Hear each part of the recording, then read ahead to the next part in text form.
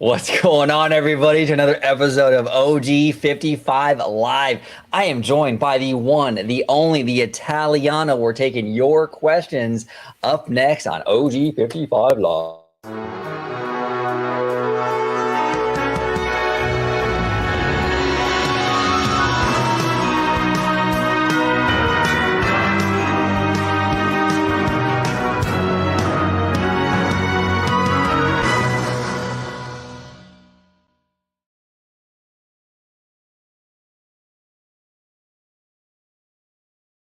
Ladies and gentlemen, boys and girls, to all who come to this happy place, welcome to Orange Grove 55. There we go. It's official. We are live. This is not a premiere. This is live. If you have any questions that you want to ask us, whether it be theme park related, studio, streaming, whatever it is, put it in the chat and we'll go ahead and answer your question. But before we dive into the festivities today, I want to introduce Mr. Top Gun Italiano over here in his glasses. Welcome to the show, brother. Thanks for having me on. And as I was mentioning before we went live, I do enjoy doing these lives with you, brother. It's always a good time and talking with the chat. You know, whether it's movies, theme parks, music, what have you. We always have a good time here over at Orange Grove 55. Absolutely. But if you all want to find me on social media, you could do so on X, formerly known as Twitter, at Disney George. You could also check me out on Instagram under the Disney Italiano. And of course, you'll find me here at my home base at Orange Grove 55 with Citrus Corner, with all that sweet, juicy, but sometimes sticky Disney news and info. There we go. It's official, and we have a lot of people in the chat already. We got CJ Stryker, we got Kaylee, our homie Kaylee, we got Matthew Murr, Mr. Seymour Duck, the one and only Seymour Duck, Michael Ebba, we got Cliffix, Lord Jonathan, T.S. Wade, just a fantastic group already. So let's dive into these questions, George. This is we have quite a few already, so let's dive in. So this is T.S. Wade. T.S. Wade is asking, since Wish unfairly didn't do well at the box office, is it going to do better on Disney Plus? Okay, so Wade, well, I don't know if it's okay. I'll start with this. I don't know what you mean by unfairly. I mean, personally, I haven't seen Wish yet. George has. George loved it. I know a lot of people that have loved it. I also know people that have not liked it very much. But look, families just didn't see it, right? So for whatever reason. Now, in my opinion, I think the reason they didn't see it is actually connected to your question. I think people are waiting for it to come on Disney Plus. And I think, it will do much better on Disney Plus for that reason. They're waiting for that to drop on the streamer. Look, if you have a family of four, let's say you're a young couple, you got two kids, it's going to cost you an arm and a leg to go see a movie with the two of you and your two kids in the theater, and right now people are looking to save money, and I mean, unless they really, really, really want to see something in theater, it seems like they're really holding back their money. Even Universal's migration it doesn't really have the greatest box office projections right now. I think it's only expected to make about 13 to 15 million opening weekend. Not great. So it's a thing right now. Okay. So yes, it will do better, I believe, on Disney Plus. It will do actually, I think, very, very well on that platform. Animation in general does very well on streaming because it's usually used as a digital babysitter, right? It's like the parents pop it in and have it on repeat all day long. So I think it'll do just fine on Disney Plus. Absolutely. But what do you think, George? Well, was Wish was it unfair how bad it did, or what are your thoughts on that? And also, do you think it'll do better on Disney Plus? So to T.S. Wade's question and comment to the unfairly part, because I have seen it in theaters, I feel like, in a sense, it was just to the fact of that a lot of people were criticizing the film and knocking it down without even the notion of even going to see it. Yeah, that's fair. With a lot of what's going on with the company, with the the woke agenda, and what's this and what's that, and it's culture war and all culture that. war, exactly. Yeah. A lot of internal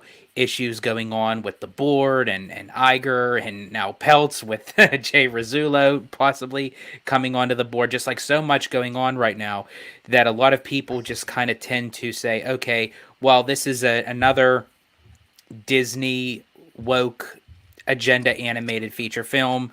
I'm not going to even bother with it. That's where I feel like the film was unfairly put into perspective if that is what had kind of made it detrimental for the box office. Right. However, I do feel like it would do better on Disney Plus for the notion of everything that you had said, OG, about, you know, economic, you know, issues are here. You know, we're dealing with a lot of stuff with financial wise, you know, if you're a family of 4 or even a family of 5, hell, I'll even say a family of 3, you know, so it still Right. costs. I mean, to Or- even get snacks at a movie theater, it's ridiculous. Dude, the theater, I live in LA, all right? So everything out here in LA, you know, is crazy expensive, but it's pricey. I mean, you take your family out to go see a movie out here in my area, it's going to cost you, you know? So I can understand right now in this economic environment why families are waiting for these animated films to hit the streamer. I can understand it. Absolutely. Yeah, over here, just to get the movie tickets for a family of 4, you're looking at like $32.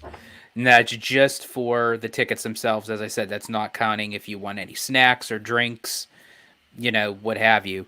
But For a family yeah, of what? I'm sorry? for a family of 4, It's $32? $32. Wow, that's cheaper than us because I believe like out here, like for an adult, you're gonna run probably about maybe like 15, close to 15.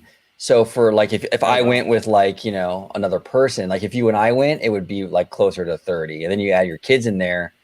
Yeah, but it's like I said, it's LA though. It's Right, gonna be more right. expensive. So Right, and I think it's, you know, based off of each person's economic like wherewithal.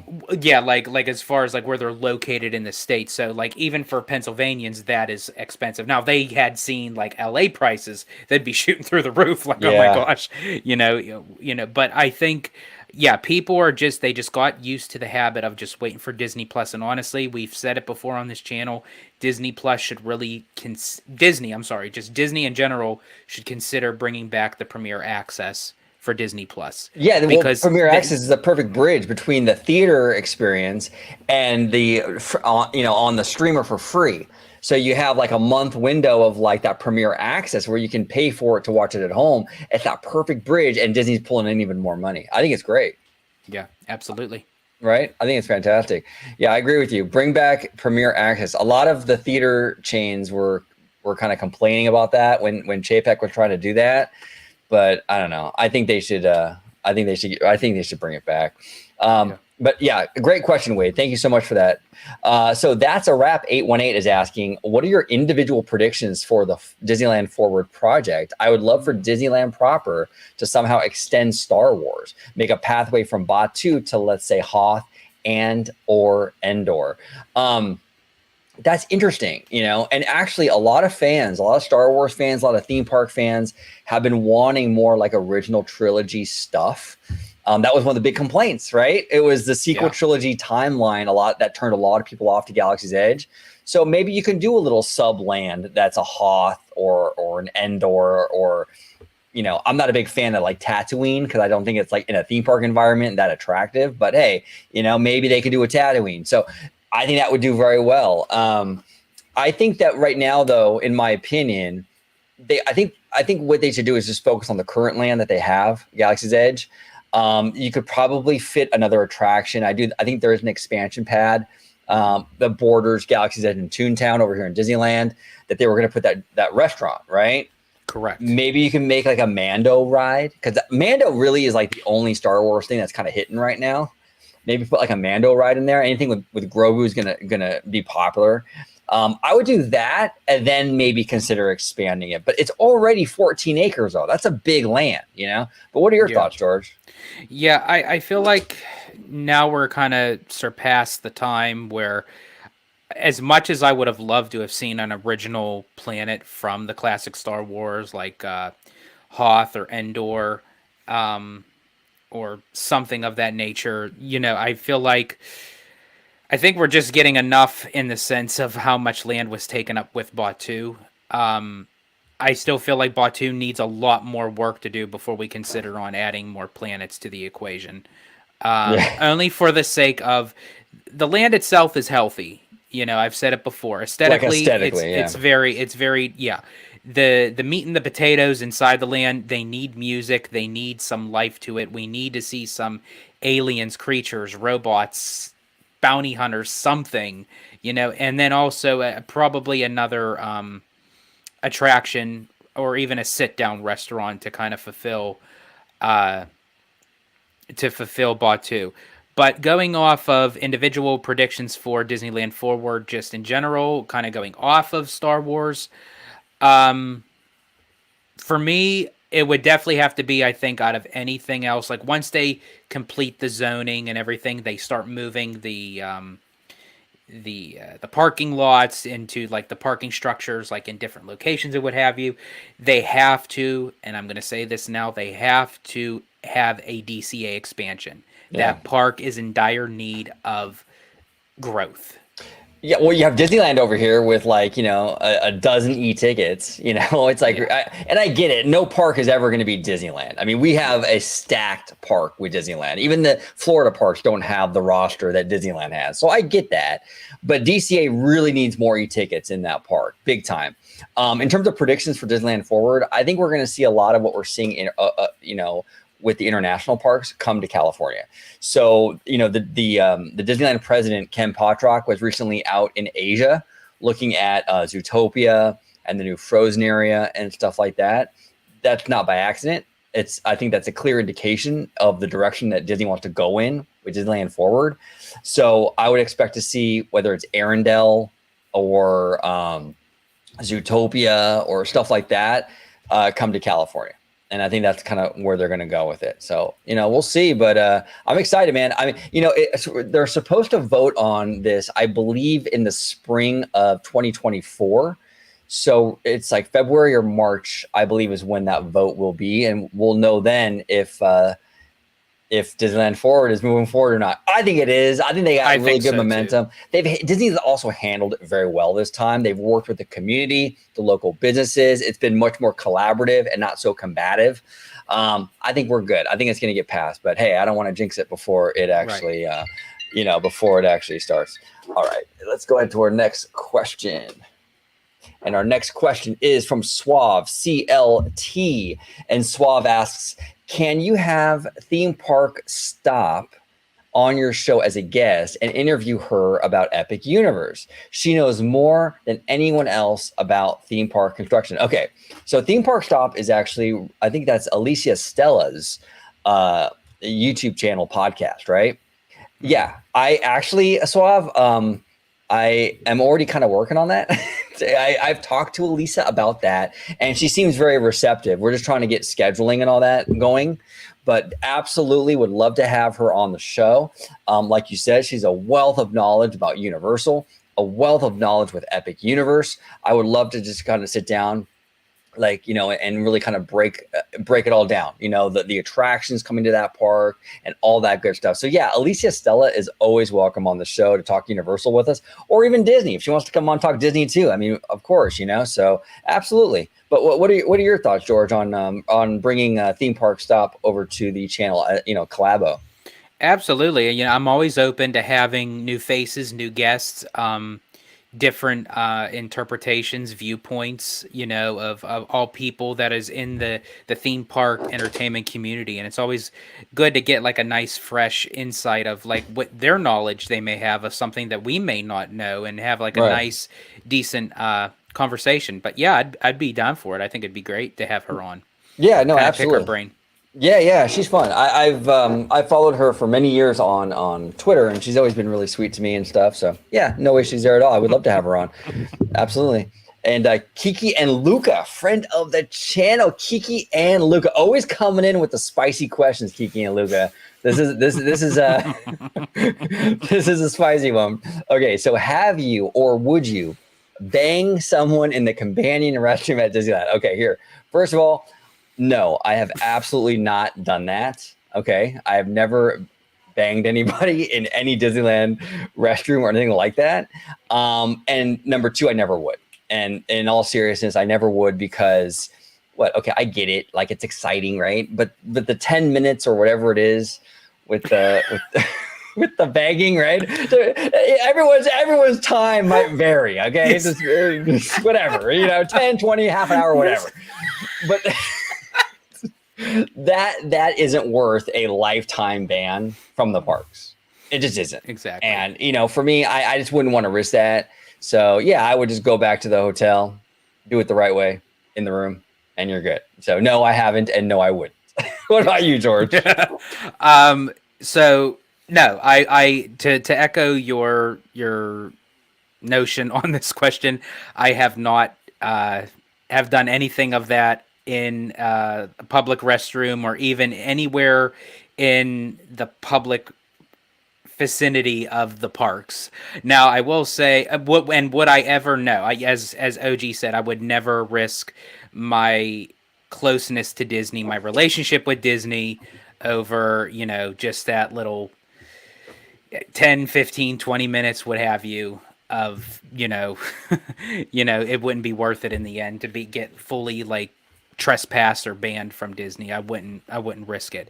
However, I will say, I have met certain people actually at the parks, and we had a great time and talked, or even on property. Sometimes it wasn't in the parks; it was just maybe at, say, some resort, and ended up staying on Disney property at a Disney hotel. But hey, Disney can't ding you for doing whatever you're doing behind closed doors in a hotel room that you paid for. So Yeah, no, exactly. No, exactly. So I will admit that I have done stuff on Disney property, but in the privacy of my own hotel room. There you go. Yes. So you're doing it right. You're doing it right. And how long was it, George? Was it 10 minutes or 15 minutes? Just kidding. Just kidding. Kiki and Luca coming in with another spicy question. Or what is it? Yeah, question. Disney has big dick energy and Universal has small dick energy. That's interesting. Anyone with a small wiener must compensate by making up the difference in other ways. Is that what Universal is doing with Epic Universe? Now here, I'm gonna push back a little bit on Kiki with Kiki and Luca on this one. Look, you say that Universal is a small dick energy. I don't know, bro. I don't know, Kiki and Luca. I don't know. What do you think, George? What's your take on this, buddy? Well. Yeah, I think this is a pretty big statement, no pun intended. But now, you mean to tell me, honestly, that you can't look at this thing, and people were getting heat that Disney had to remove that wall structure in Morocco at Epcot because that thing looked like a giant. Look at this thing. This thing you could see for miles. We're talking about the planner, the new planner at Epcot, right? Yeah, looking like the woman's private parts. Yeah, well, maybe I don't know. Maybe Disney and Universal has more of a closeness than we thought. Maybe, absolutely. Kiki and Luca always coming in with the spicy questions. Thank you, Kiki and Luca. It's always good to see you. We love you in the chat. Yeah, we did. And Lord Jonathan asks, question: if Disney would acquire a video game company, what one do you want them to acquire? I would pick Square Enix for Kingdom Hearts first, and Pandora for shopping. It would help the company.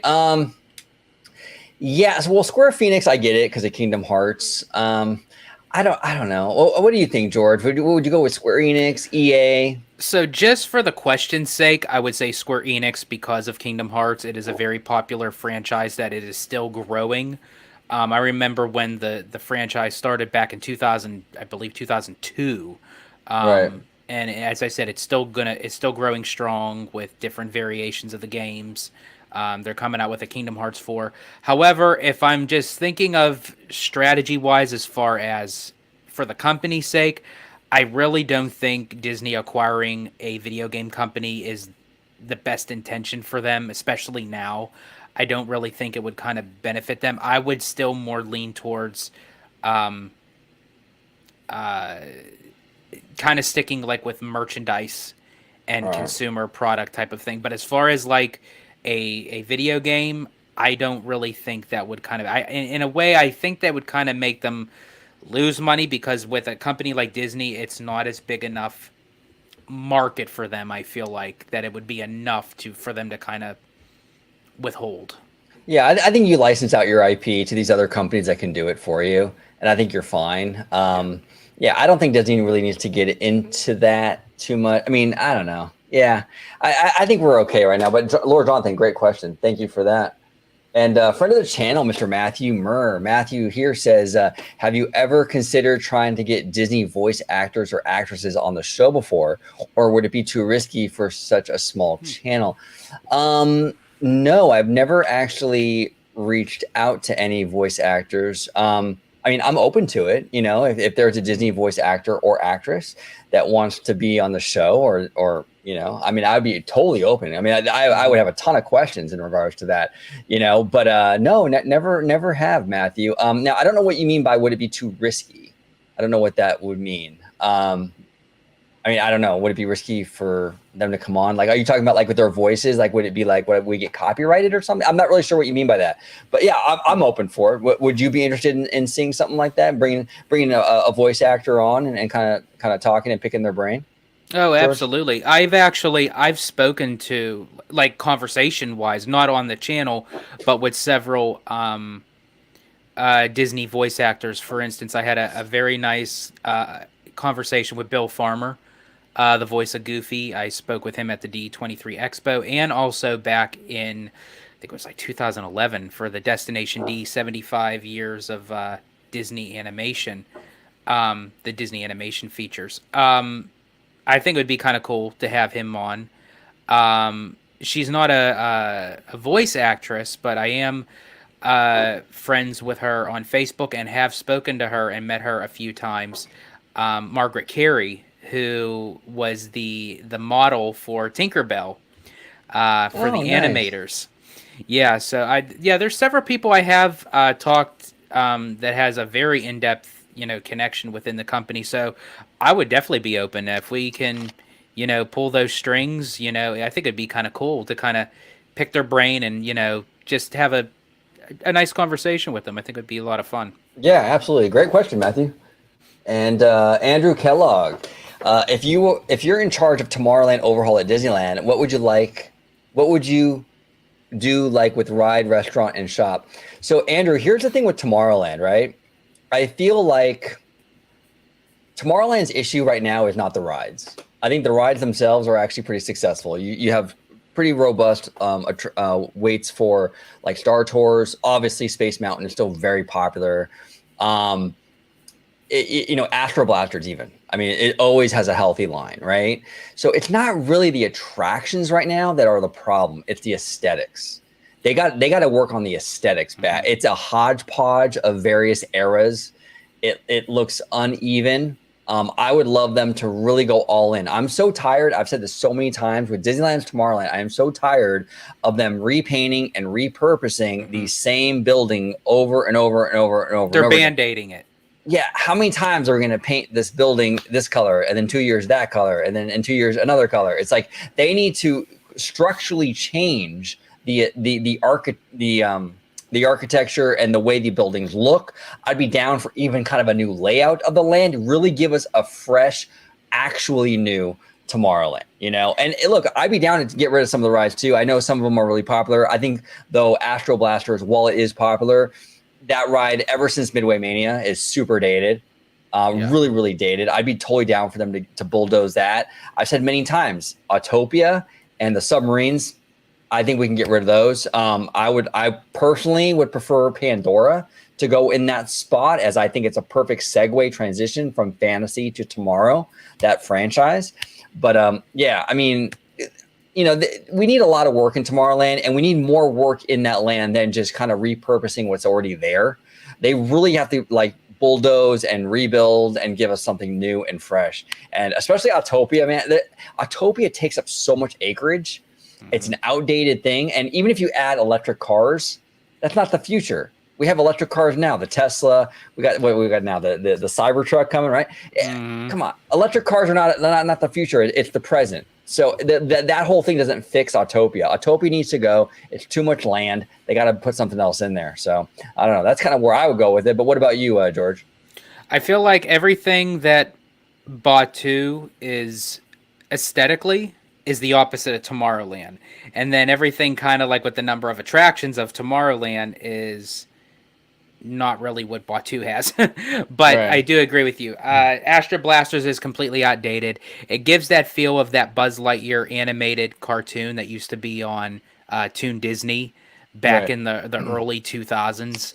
Um, and yeah, as you said, with Toy Story Midway Mania, where it involves like all the characters from the Toy Story franchise, it's nothing really going on as far as with Buzz Lightyear. I still say keep it like a type of, if they wanted to keep it like a type of a shooter game, Right. just because it's a people eater, which I don't understand even how they can consider that a people eater when it's always like every time I look at Astro Blasters, it's like a 50-60 minute wait, and I don't know what the deal is with that, but Yeah, it's always that ride always had a long line. I don't really know why either.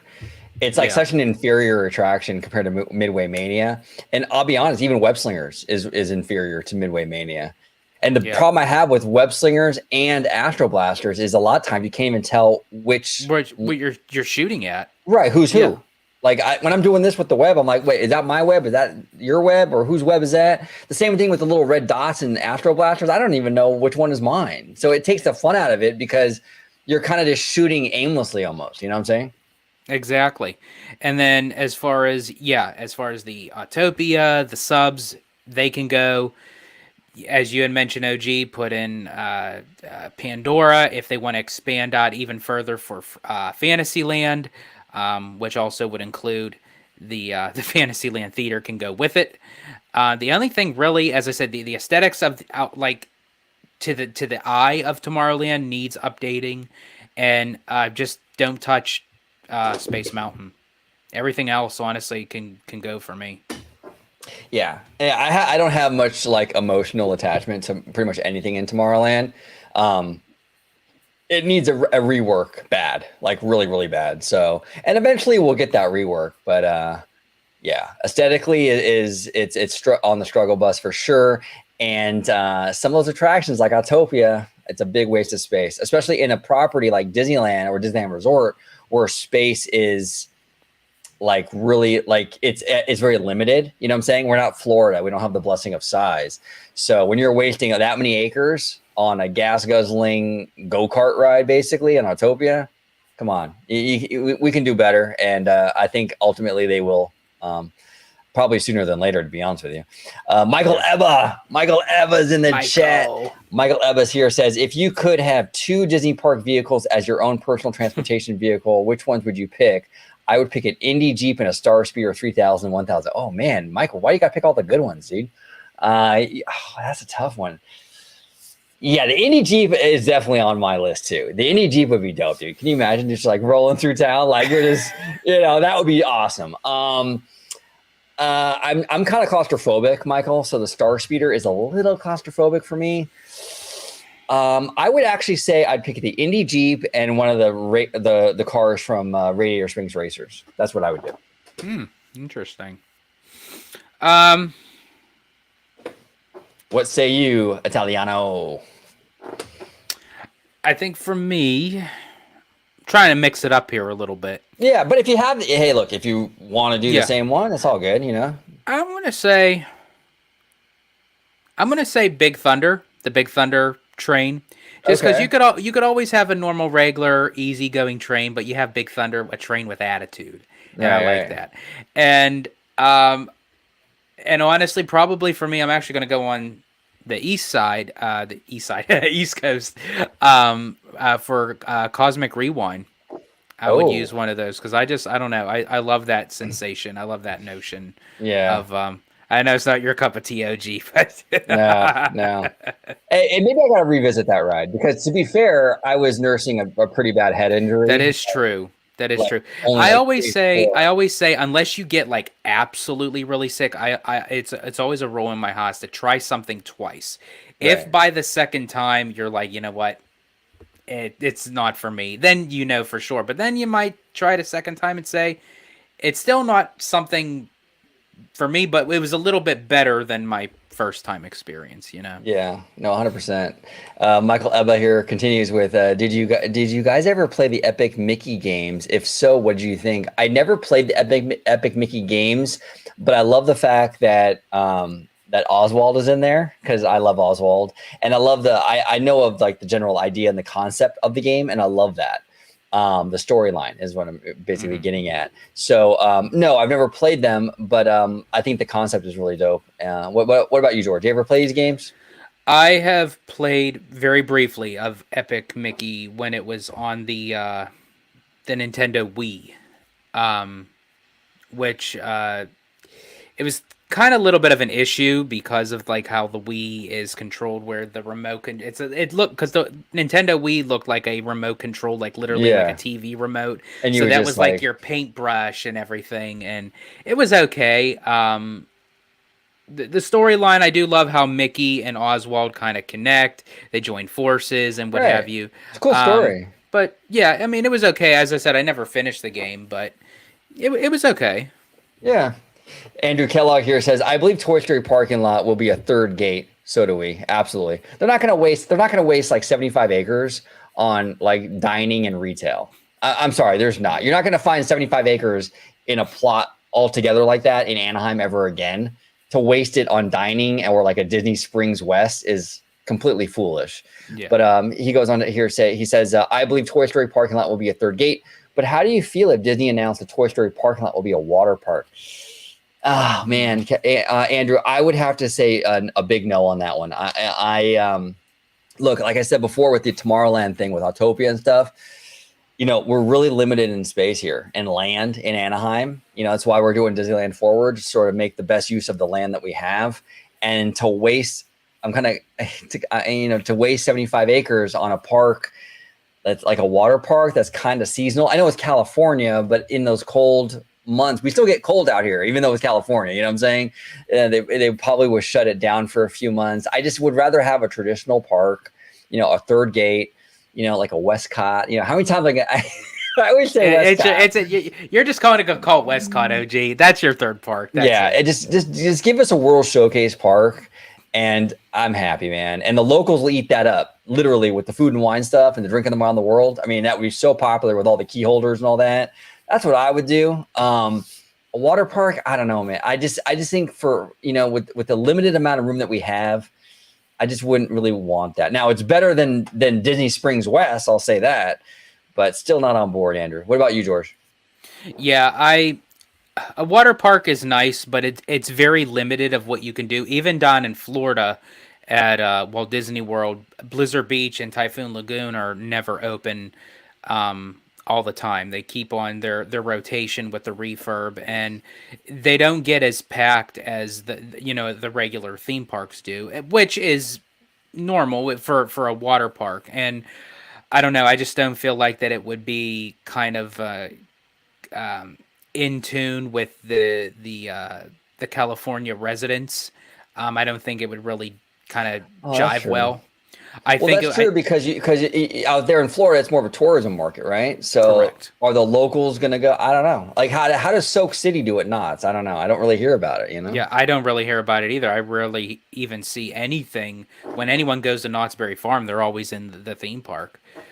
So yeah, no. If you have almost 75 acres right there for Disneyland, it has to be a third gate, and that third gate has to be literally a third theme park to Disneyland and Disney California Adventure. Yeah, I agree 100%. Cliffix is in the house. Cliffix here says Disney Plus movies don't make any money, or Disney Plus movies don't make any money on Disney Plus. All they can do is help Disney Plus gain more subs. That's all they can do after the theaters are done. Well, yes and no. Look, I mean, the ad tier that Disney has rolled out a little while ago is actually gaining some steam. We've seen that, people are opting more and more for that ad tier. So they do make money on this stuff. And if they incorporate like the Premier Access idea that George and I were talking about earlier, where as like a bridge, from like, after it leaves theaters, it goes to Disney Plus Premier Access, where you pay maybe $20 or something to watch it on D Plus. And then it goes for free after that. I think they could make some decent money there, Cliffix. So I don't know. I respectfully disagree. I think there's money to be made there. And I do think the ad tier and maybe like a premier access kind of thing. I think we're cooking. I think we're cooking with that a little bit. So we'll see. Look, the landscape has changed with the box office. I mean, we're never going to go back to the days where everything gets thrown into theaters and we wait 6 months for it to go on to like Blu-ray and things like that. Those days are over. And we're seeing it in real time. Those days are over. So these entertainment companies, not just Disney, all these entertainment companies really need to kind of reimagine, kind of rethink what's their business model for these movies. Like I said, like a lot of this animation stuff, aside from like Super Mario, I mean, look, Migration is tracking for like 13 million, which is not good. The DreamWorks movie, the Kraken, I'm a Teenage Kraken, or I don't know, I never could get the name of that movie. That movie bombed miserably, So people's like movie going habits are changing, and I think these studios are going to have to adjust to kind of meet where the consumer is. And a lot of times it's not the theater, it's on streaming. So Disney and these companies are going to have to figure a way to be more profitable on those streaming services. And I think they'll do it, though. I think they absolutely will. Go ahead, George. What are your thoughts on that? I think, honestly, I'm going to kind of add something a little more, and people may not like it, but I think if Disney's not going to utilize the Premier Access that they used to have, I think everything of what you're paying for a month for Disney Plus, anything that was already in the vault should include with your monthly subscription. Anything new, and when I say anything new, I don't mean like The Mandalorian or Loki or what have you. I'm talking about movies, like films that would actually hit theaters, that it will not go free for it to stay on your Disney Plus subscription until you actually pay for it. Okay. That's so that way it actually benefits Disney to say, okay, if somebody wants to add that movie onto their Disney Plus subscription, they have to pay for it. Then they have it for life as long as they keep up with their monthly subscription. Right. That's interesting. Yeah. Very, very interesting. Marty Snyder, friend of the channel. Marty. Marty here says, Wish didn't do well because it wasn't made for the general audience. It was made for Disney fans. That's interesting. I didn't see Wish. I can't speak on that. George, do you agree with that? Was it made for the diehard Disney fans and not for the general public, the normies? That's actually very interesting. There's a lot of Easter eggs. There is a lot of Easter eggs. So, a lot. I still think the general audience would enjoy the movie just as, a great animated film. That's actually interesting, Marty. I never really thought of it that way, but maybe it was. Because again, and I did mention this before, I think that the hype train for this film, I think they kind of leaned a little bit too more when they say 100 years in the making, when they use that as like for the press release and the teaser trailer. I think they kind of went a little bit overboard with that, with the expectation of this movie. Right. I think they should have kind of dulled that down a little bit. But that does actually make sense in a way where, you have people that would just watch the movie for what the movie is, but we understand, like with the Wishing Tree, with Walt Disney, and the story behind the story, and then the Easter eggs with some of like the characters or what have you. So yeah, I could actually say that this movie was a little bit more geared towards like for the Disney fans, the Disney community. It's very interesting. Yeah, it's interesting, and there might be something to that. Absolutely. Kaylee, friend of the channel. Kaylee, welcome. We always love seeing Kaylee in the chat. Kaylee here says, if you could have a fifth gate at Walt Disney World, what could you see the theming being? What would you, George, you're the Walt Disney World guy. What would you want to see if they're going to build a fifth gate, which I'm kind of personally against the idea of a fifth gate, just because for reasons I'll get to in a minute. But if they were to build one though, George, what would you do? What would be the park? Oh, good question, Kaylee. Let's see. Yeah, it caught me off guard there, because I'm so used to thinking of like what would benefit a third gate for Disneyland, because Disneyland is actually the place that needs a new gate. And I agree with you, OG. I feel like Walt Disney World doesn't need it because they already have so many issues that they need to fix with the 4 that they have. Well, you had a great idea for, I think it was Animal Kingdom, when you were saying they should build a Planet of the Apes attraction or a land over there in Animal Kingdom. A land, yeah, that would be kind of cool. Yeah, maybe they can do like kind of like a Fox Park, kind of like with Planet of the Apes. Yeah, You that can would even be have another interesting. version of like a Pandora there too, and like stuff like that. I don't That know. would be interesting. And another idea that I had, which I actually leaned more towards for Disneyland, but I guess I could use this for Walt Disney World.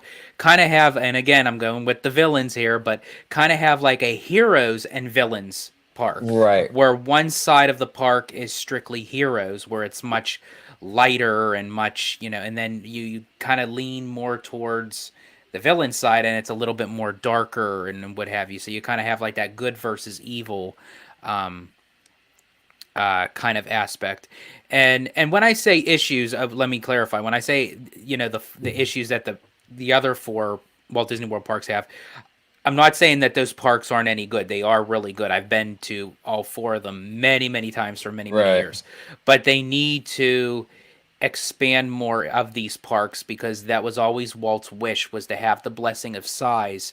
And I feel like that they're not utilizing that acreage, that land, Right. to benefit the parks. Animal Kingdom is still, for me, a half day park, and especially when they close at like 7 o'clock, you can't even see the bioluminescent forest in Right. Pandora, which I did get to see, and it is phenomenal at night. But they really need to, kind of stretch the parks that they already have. Well, Disneyland Resort is much better at like resource management, so to speak. Like they make better use of their land. Like we got Runaway Railway without losing anything, you know? Exactly. And even Galaxy's Edge, they managed to squeeze a 14-acre Star Wars land in Disneyland, and all we lost was a barbecue place and a petting zoo. You know, it's crazy how good when it comes to managing space they are at Disneyland Resort. Florida, not so much. They got to really work on that. I think a little bit of it is laziness because they have so much space. They don't really put much thought into it like they do out here. So Yeah. sometimes those restrictions sort of foster a lot more creativity, you know, like the stretching room for the Haunted Mansion was burst out of the necessity to get people from under the Mhm. berm, you know. So sometimes those hurdles can kind of spark a pretty creative solution. But great question, Kaylee. Also, I do want to say too, in terms of a fifth gate, the problem with Walt Disney World in general is it's kind of already like a little over a week vacation. You have 4 parks, you got water parks. There's a lot to do, right?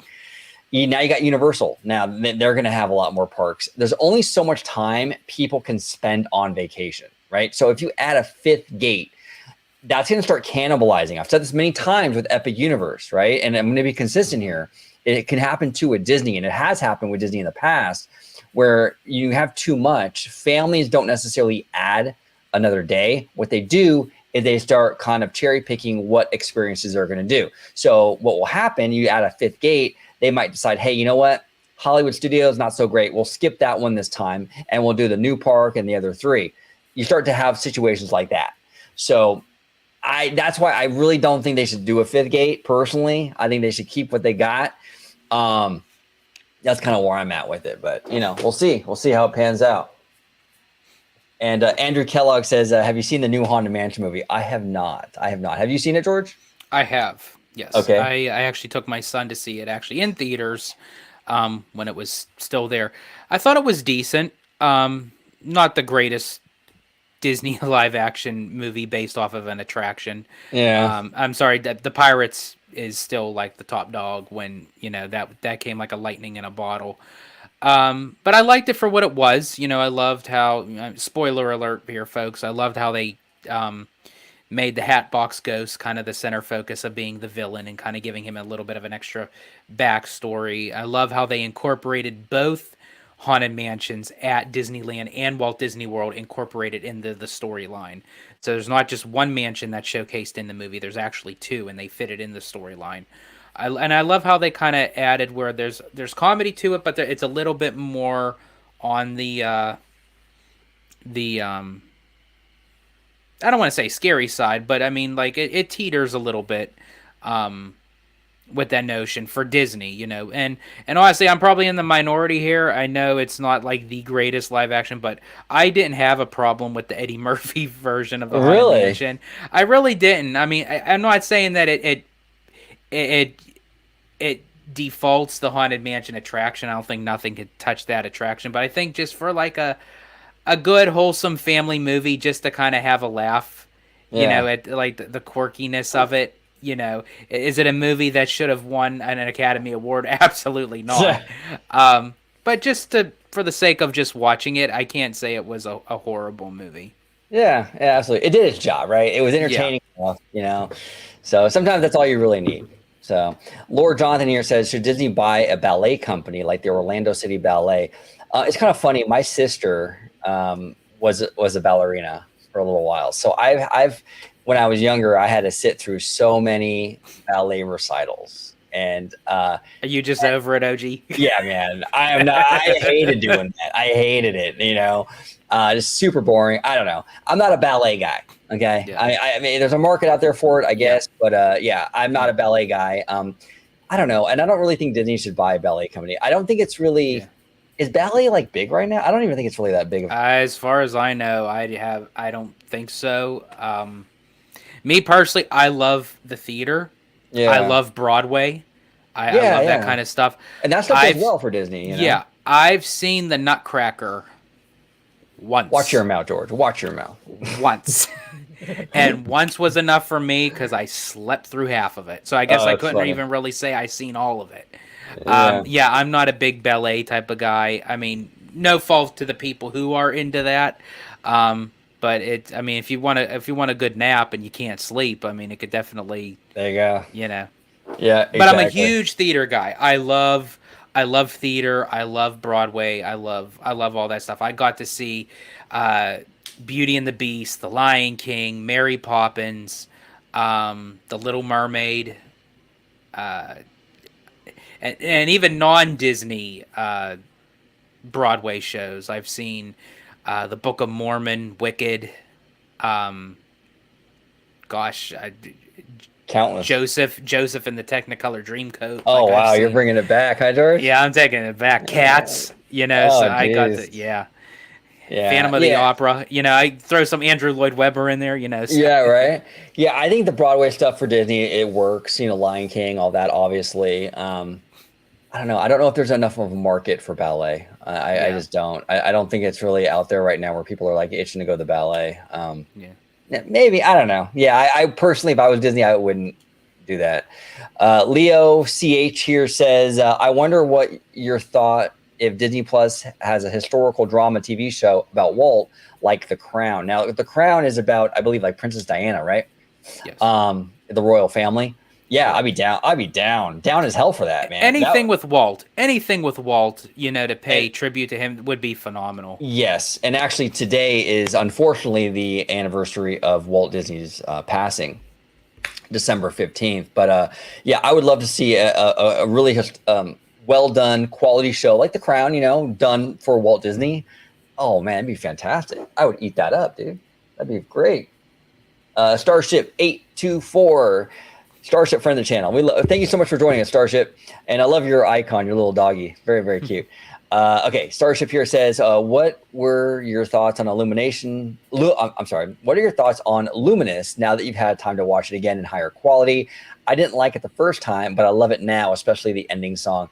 Yeah, I actually like the show. It's, look, in my opinion, it feels very World of Color to me, which is not a bad thing. I mean, World of Color is a fantastic show. I think it's much better than Harmonious, that's for sure. And I like the fact that we don't have those big ugly barges in the lagoon anymore. Yeah, I liked it. And I also, I saw Epcot Forever in person when I was down there this summer with George. That was a good show. I think Luminous, though, is a little better than that one, in my opinion. What do you think, George? Yeah, absolutely. From watching Luminous and especially, which I think he's in the chat, Slime. I do apologize, folks. There goes the hype train. You can't have a live show without the hype train. You can't have a hype train without. Oh no! I must have hit that track switch. Without a track switch, you know what I'm saying? But as I was saying, our buddy, oh man, they're really going today.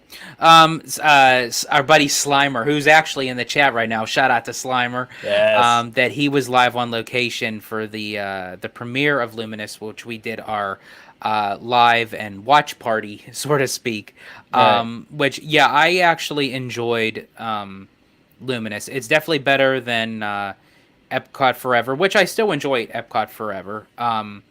Definitely better than Harmonious.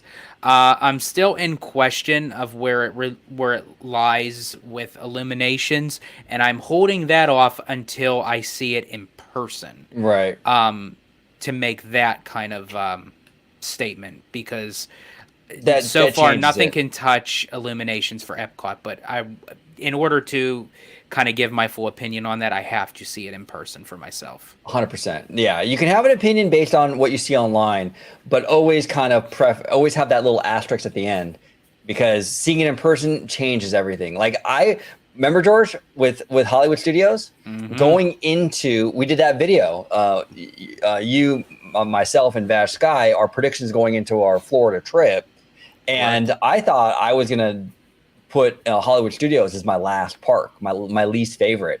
And actually visiting that park, I actually liked it a lot more than I thought I would.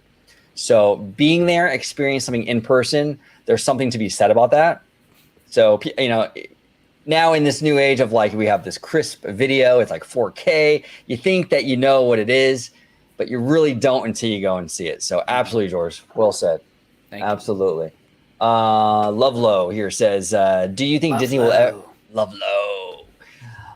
Do you think Disney will ever employ walking autonomous animatronics in the parks like Tesla's Optimus? You know what? I hope so. That would be pretty cool. I would be super down for that. Yeah.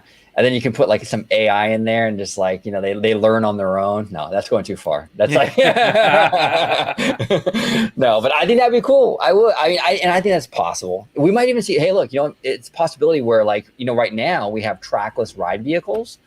What if they kind of employ some sort of technology like what Lovelow was talking about, where there's animatronics that are not tied down? So you have like roaming animatronics in the attraction. That'd be interesting. That'd be kind of cool. You know what I'm saying? So, and we already kind of seen a demo of that with Judy Hopps. Yeah. Where they kind of had her on the stage, kind of doing like little flips and moving and, doing stuff like that. So, excuse me, had hiccups. But I think that, I think that would be really cool to see that in attractions, and even just kind of walking around, showcasing. But as long as it doesn't take the place of the costume characters, right? As long as we could still have that, because that's still part of like the heartbeat of the Disney parks, to kind of have that one-on-one connection with the actual characters themselves. Just don't take that away. Yeah, 100%. And Undead Nerd here says, with Disney going broke, I'm not getting my hopes up, but this is the perfect time to be semi-excited for Fantastic Four and Blade. Yeah, I'm excited. I'm excited for Fantastic Four and Blade. I'm very, very excited. Actually, we did a Bad Thoughts podcast with the Candid and Tones the other day about the new Blade video game. And George and I, we're not really gamers, but like that game looks pretty cool. Very, very cool. The trailer was really cool. Yeah, it looked really awesome. In terms of Disney going broke, see, this is the thing. It's going through. Look, there was actually a study like just the other day, actually, that actually showed that actually Warner Brothers has a 60% chance of actually going bankrupt in the next 2 years, and Disney's chances were like less than 1%. Like, so, this is just one study, but it's like, I think that because Disney's on the forefront, that we hear more about it. So there's like that perception that like it's worse. Not necessarily, they're not going broke. Look, are they having to tighten their purse strings, bring down the movie budgets, things like that? Absolutely.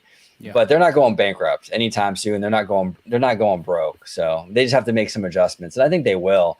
But I think a lot of that kind of narrative is because it's just Disney. All eyeballs are on Disney. And so when you just get the constant, like, in your Twitter feed and on your YouTube suggestions, like Disney's collapsing or this, that, and the other, it's like, it makes an impact on you, but yeah, I think it'll be fine. I think it'll be fine. What are your thoughts on Disney going broke?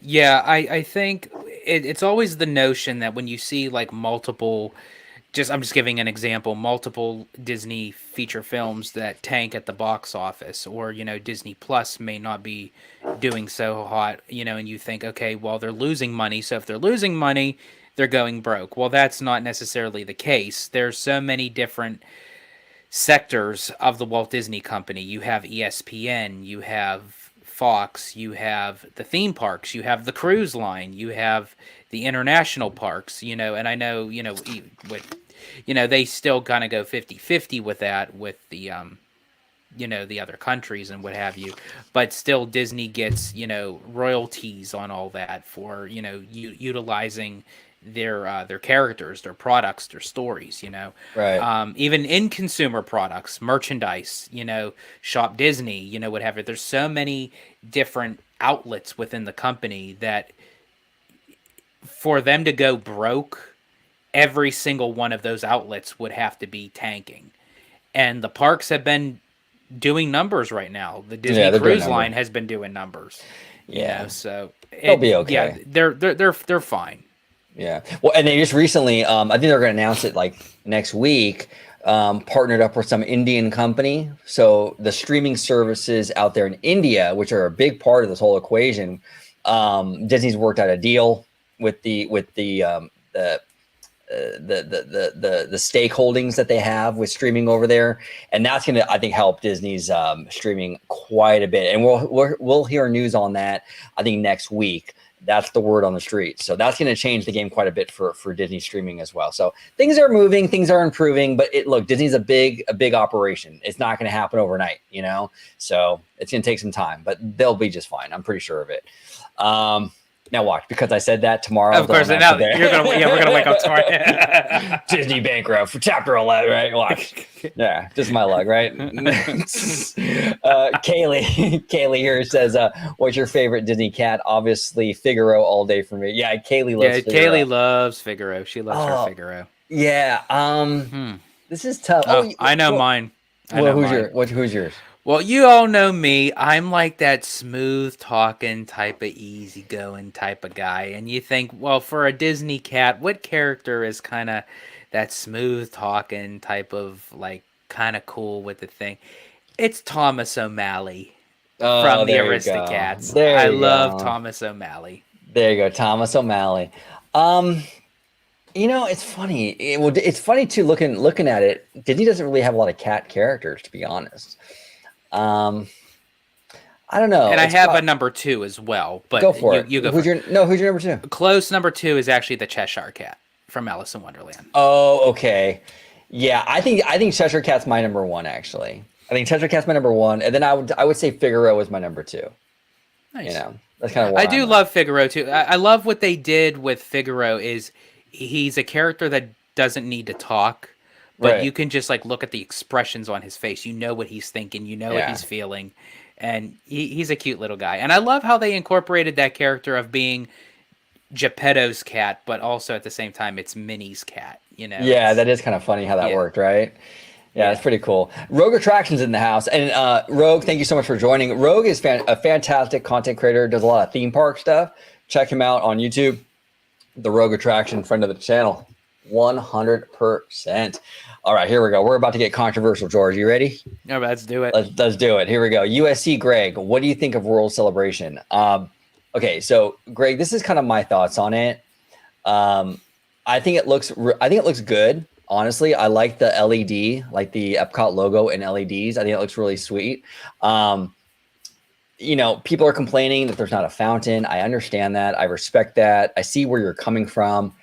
But I kind of I was talking to George about this in Slimer the other day, where it's like any kind of reimagining, you're going to have a kind of like a reconfiguration of the area, right? So I understand people are upset that there's not a fountain in that spot anymore, right? But now you have a massive walk-through water feature with Moana, right? You have a fountain in the front with the right, with I always forget what those are called. The glass spires. It's like the glass cylinder. Yes, there's a fountain right over there, isn't there, George? If I'm not mistaken. So it's the thing, OG. It's the Epcot thing. When you walk in the thing, right? Yeah, but so there's water features around there. It's just not the same. It's not the Fountain of Nations. Okay. So sorry. Showcase of Wishes. The prisms. That I couldn't think prisms. Yes, exactly. So I'm okay with the area. My big complaint with the area, though, if I was to really, this one thing that kind of bugs me, the rusted looking metal pieces, like Kind of makes you feel like you have to get a tetanus shot after you sit down on them. Yeah, like that's kind of where I'm at. Like that looks the worst, and it doesn't fit the area. Like that's not a look I would go for. Like in Galaxy's Edge or like Frontierland, that would work better. But yeah, overall, I think it looks really cool. I absolutely love the LED stuff at night. And don't worry, everybody. I know it doesn't work right now, or they're having problems with it. They'll get it sorted, I'm sure, and it'll be fine. But I think it looks beautiful at night. Didn't someone post that it started all working again? It was yesterday. Someone had a picture saying that they said most of the lights were working. So it looks like they're making improvements on it, and they'll figure it out. It'll be fine. But I think it looks really cool.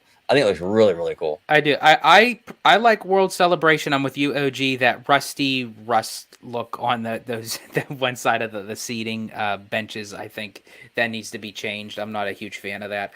Right. I love the look of Epcot at night. I actually was having a conversation with Kaylee about this, and I agree with her because she brought it to my attention that Epcot is starting to become more of a night park.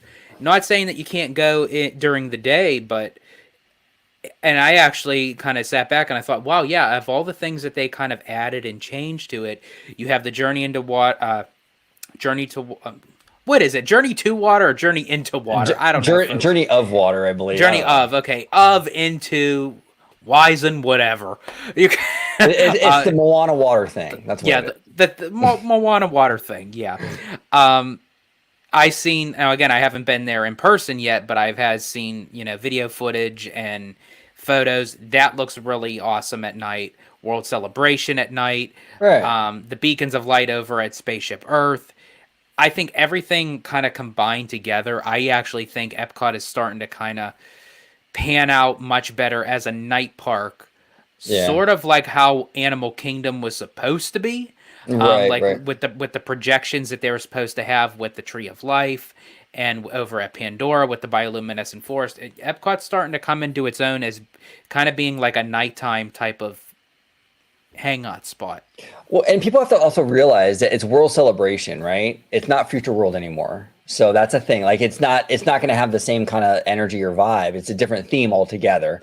And with World Celebration, it's supposed to be like this, almost like this flex space to have these celebrations, like with the booths and all that good stuff. So that might also be a reason or justification as to why they decided to not go with the massive fountain again. Because, space wise, if you're gonna have this area dedicated to these celebrations, you might need some more room for like booths or whatever, little carts. So that's an element too. But overall, I think it looks pretty cool. I thought some of the elements that were there before, like I was watching the Mickey Views video, I know you did too. Like that pin trading thing with the vinyl and all that. Oh gosh, that thing was an eyesore. I mean, that was hideous, So we got a lot of good eye candy with this renovation. That I think is a step up.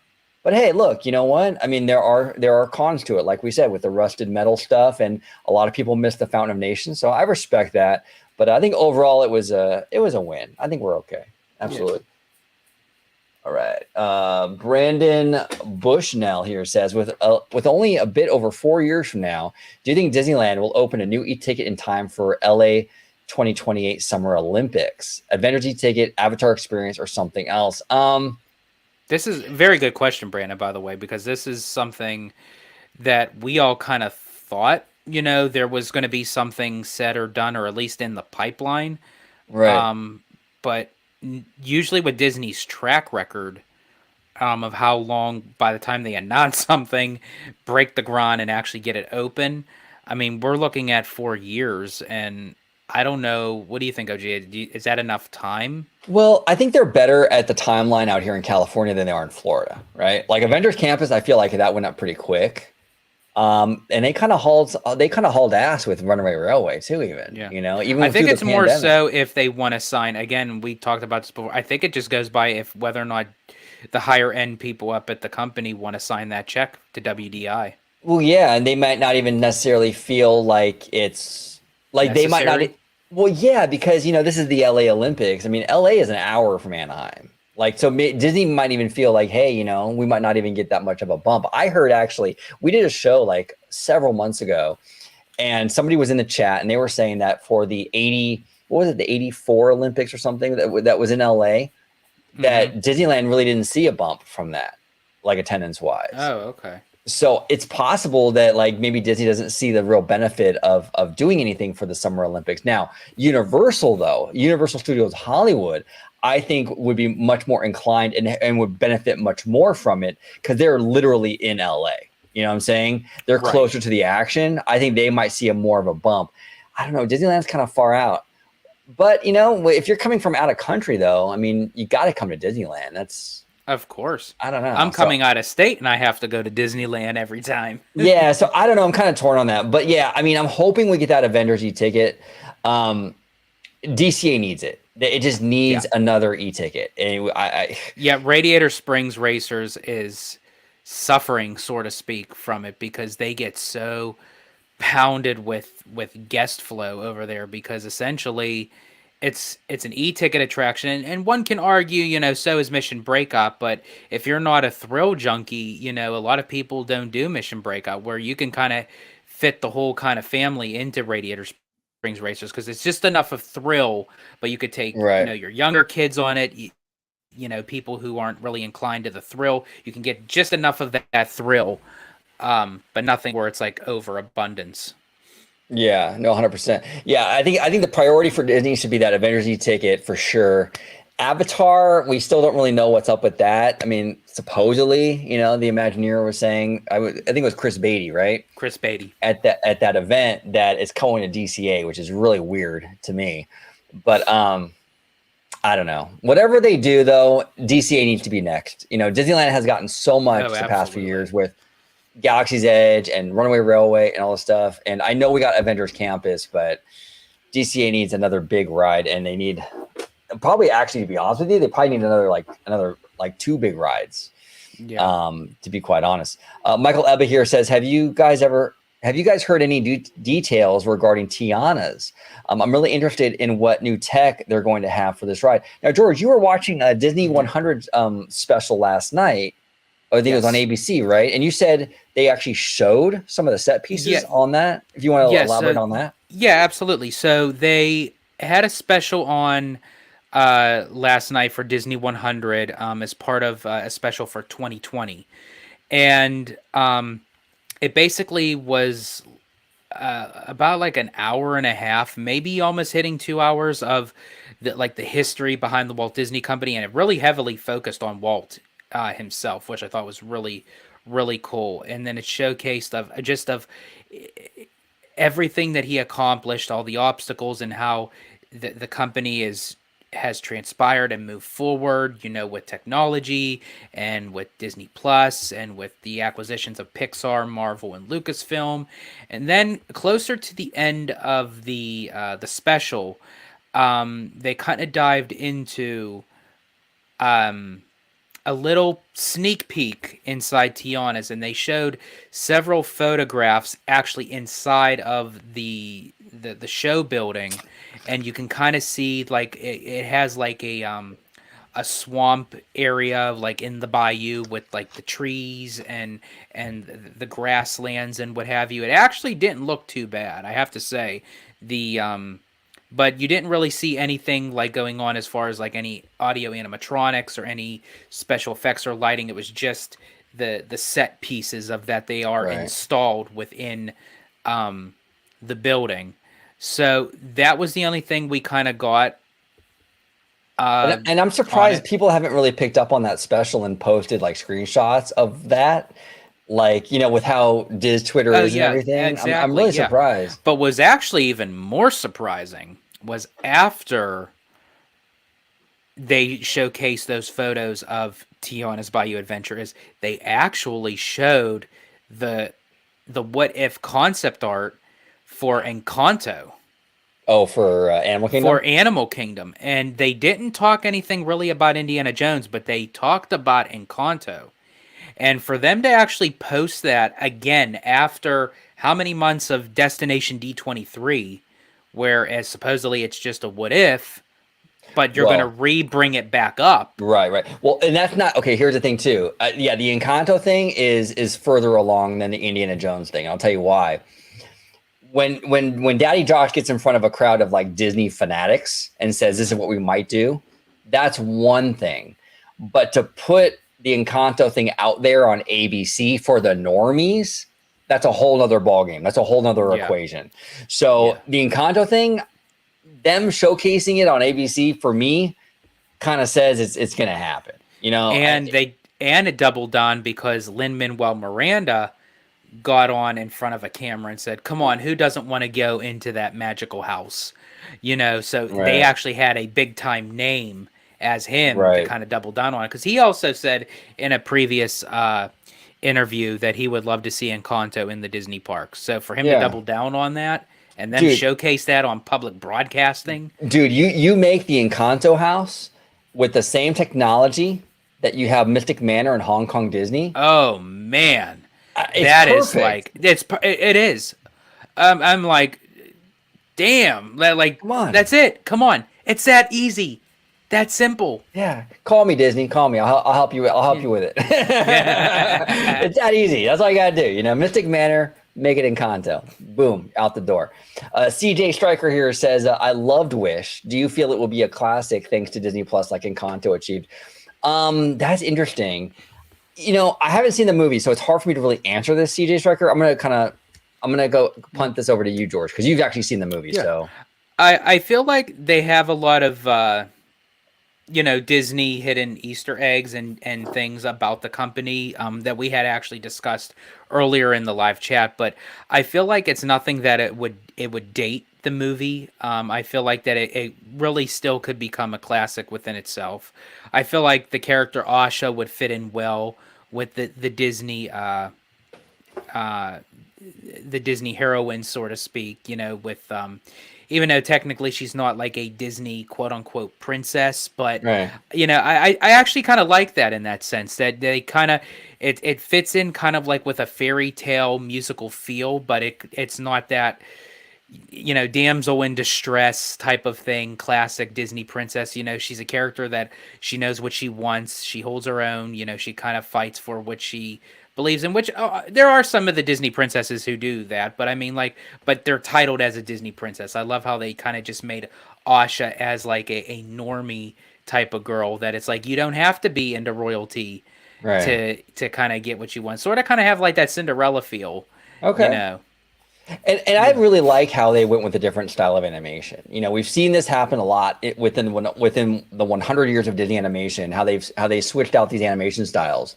You know, Sleeping Beauty is a much different style than, like, say, Robin Hood, right? 101 Dalmatians is a much different style than, say, Beauty and the Beast.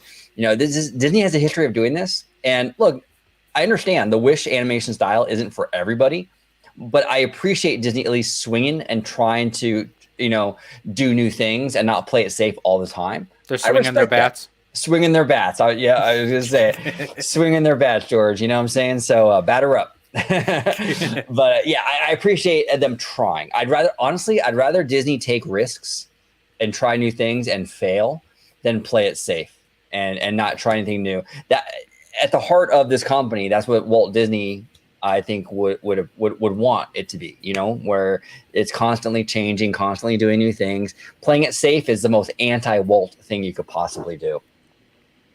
Marty Snyder here says George has gotten pretty frisky with a Rana rap in Galaxy's Edge, though. I think he's referring to the bathroom question from Kiki and Luca. Probably. Yeah. Oh yeah, I think so. Because here's Kaylee with what in the world, bro?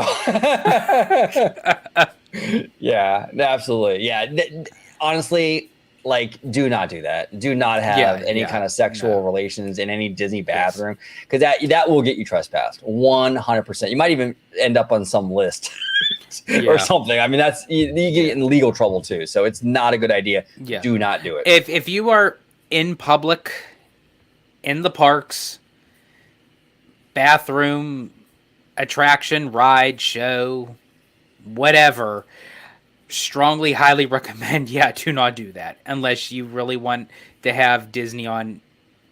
You want to see the bad side of Disney, you know, which respectfully so, you know, that's just kind of going overboard there, you know. Yeah. So. Look, if you guys are feeling frisky, go back to the hotel. That's do it. it the right way, Yes.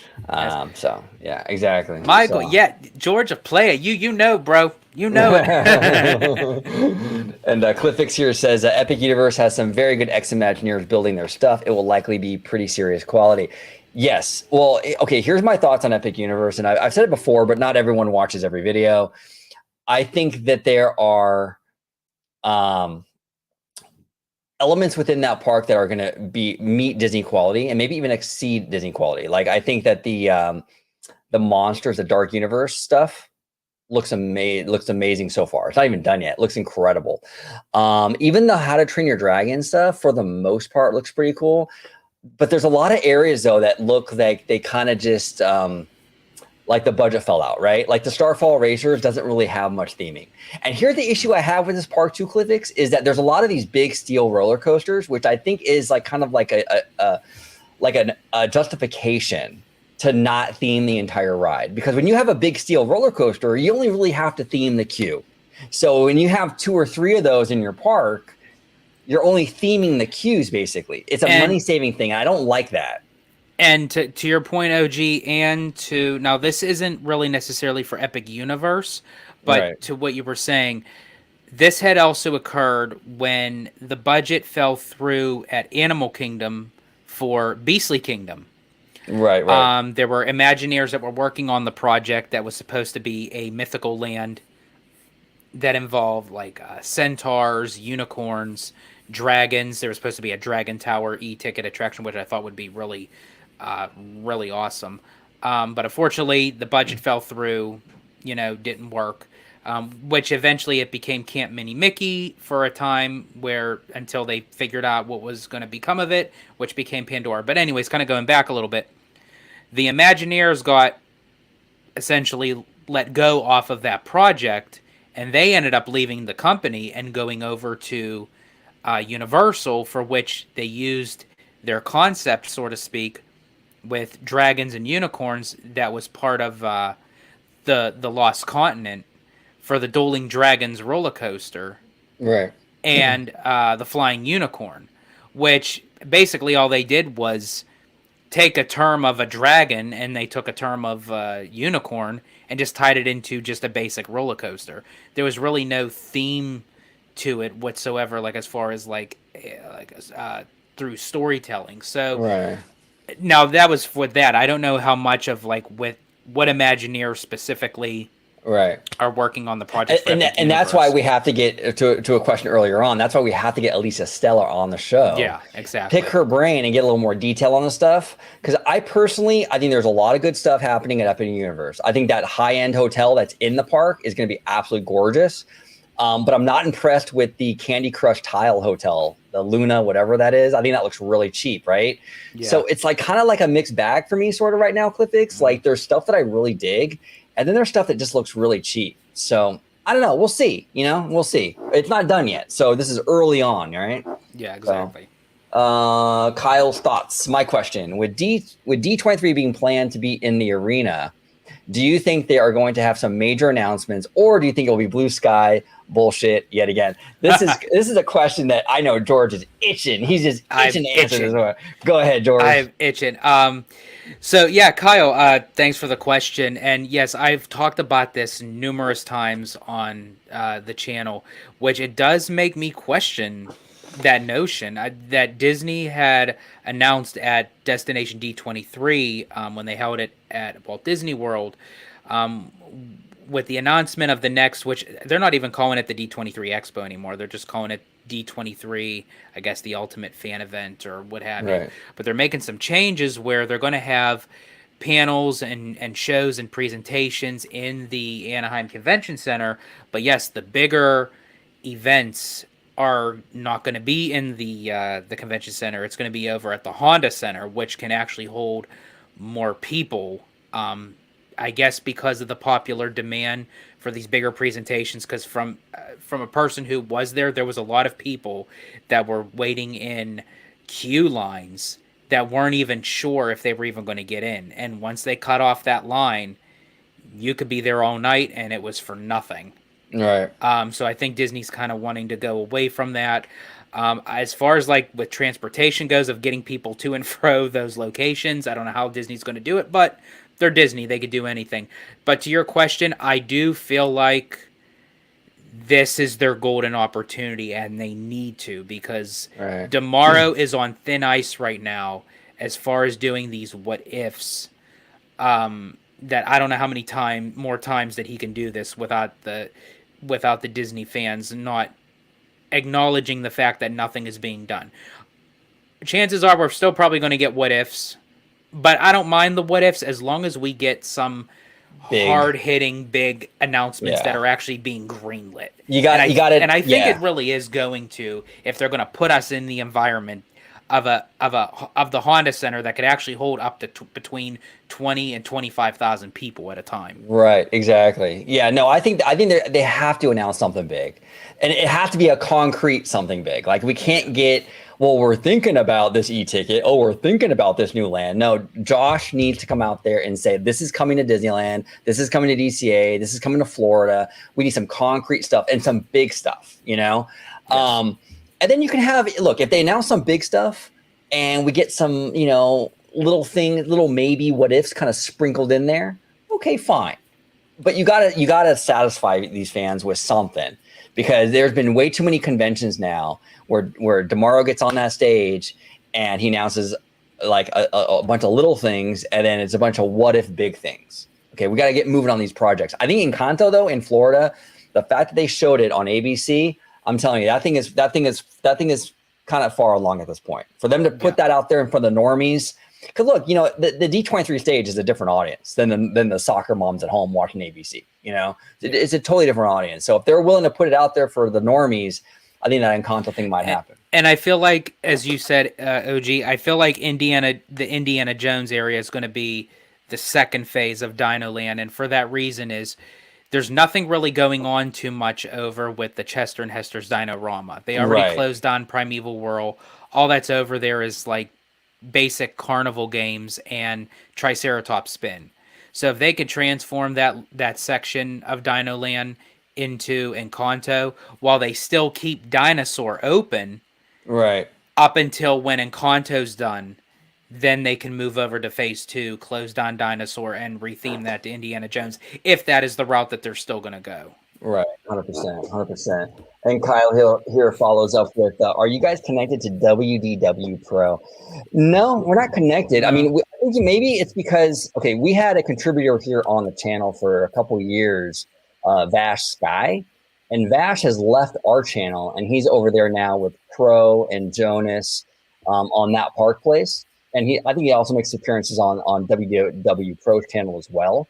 So I don't know if that's why you're at. Maybe you recognize Vash, so you think there's a connection, but there's no connection. Yeah, I mean, they're a completely different entity.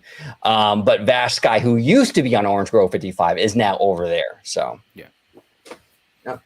And Kaylee, what is your fave and least fave Eisner decision? LOL. Okay. Oh, this is good. Good This one. really Very good one. Oh man, this is tough. Okay, so George, we'll start with the fave. We'll start with the positive.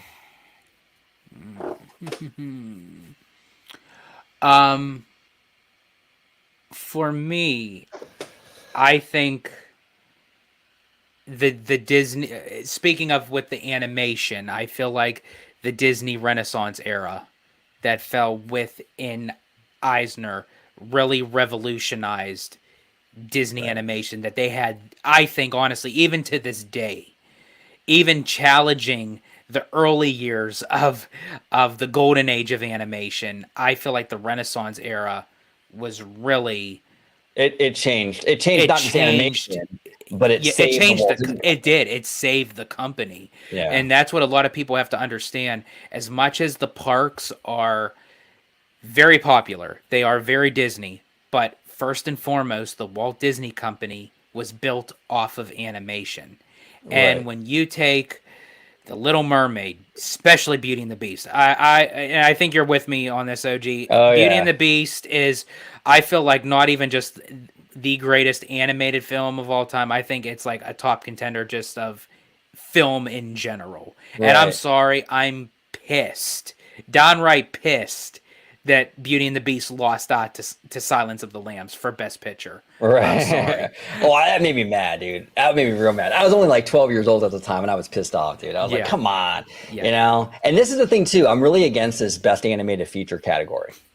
Like, good movies are good movies. Like, I don't like that, or how they kind of created like a kiddie table for animation, and they just kind of put everything over there. Like, I don't know, man. If it's a good movie, it should get the Best Picture nomination. Yeah. And So I think my top decision with Eisner was the revolution of Disney animation and the Yeah. decisions that he made,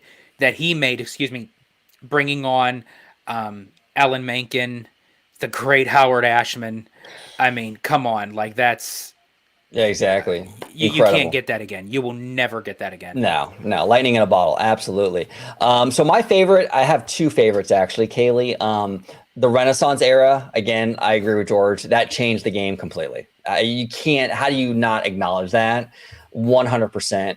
The other thing that I would actually add to that, though, is the Walt Disney World expansion. What Eisner did for Walt Disney World, The Disney decade. yeah, when he expanded with all those resorts and all the parks, he changed the game over there. You know, for That was Disney. actually my number 2. I was kind of going back and forth Eisner was. If you're a Walt Disney World fan, I mean, he was the guy. You know, he did a lot for that resort. So I think those are my two favorites. My least favorite Eisner decision is canceling Westcott and building DCA 1.0. Now, look, I like DCA a lot. I'm an advocate for DCA. I actually love DCA. I think it's a really fun park. Now it is, you know, with Buena Vista Street and Cars Land and World of Color, all that. It's actually evolved into a really solid park. But when you look at the plans for what they were going to do for Westcott, with the people mover transportations going all around the resort, they were going to build almost like a Hollywood Bowl, like stadium over there. Mm-hmm. Where they were gonna have shows and everything. The Disneyland Hotel looked crazy. Like there was just so much that they wanted to do. I will never forgive Michael Eisner for canceling and scaling all that back. That would have been incredible, absolutely incredible. Yeah. But hey, Disney, you can redeem yourself if you go ahead and build Westcott again, and our people mover transportation through the resort and all that stuff. You can redeem yourself. Come on, get that redemption arc. Come on, Disney. Come on. Yeah, but what's your least favorite? For me, and I know this really doesn't have too much to do because I don't know the full, how it impacted me, but I do know that this was part of a decision that led down the road to why they wanted him removed, and that was his decision at the time. And I know it's much better now, thank God, it got fixed, but it took years worth of fixing, was Euro Disney. Which is now Disneyland Paris. There was a lot of issues that went out of the gate with Eisner dealing with that notion with the French government and the people not really accepting Disney, and just everything was just it wasn't so much time and effort and money went into Euro Disney. They weren't getting back the receipts of what should have been coming in, and it was kind of a little bit of a blunder. I mean, it was a risk. You know, I respect the fact that he tried, you know, but I mean, it was very detrimental to the company at the time, and honestly, as his job as CEO. Yeah. No, 100%. Cliffix here coming in hot with a really controversial question. Okay. If you could interview Rachel Ziegler on your channel, what would you ask her? Oh, see, here's the thing, Cliffix. I know a lot of people, more on I think the culture war side, right? Like the conservative culture war side, they don't like her.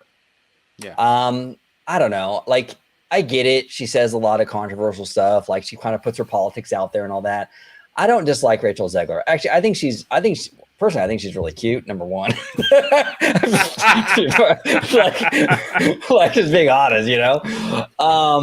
And you had to throw that in there, OG. Yeah, throw it in there, you know. But what would I ask her though? Oh man, I don't know. Oh man, do you have a filter?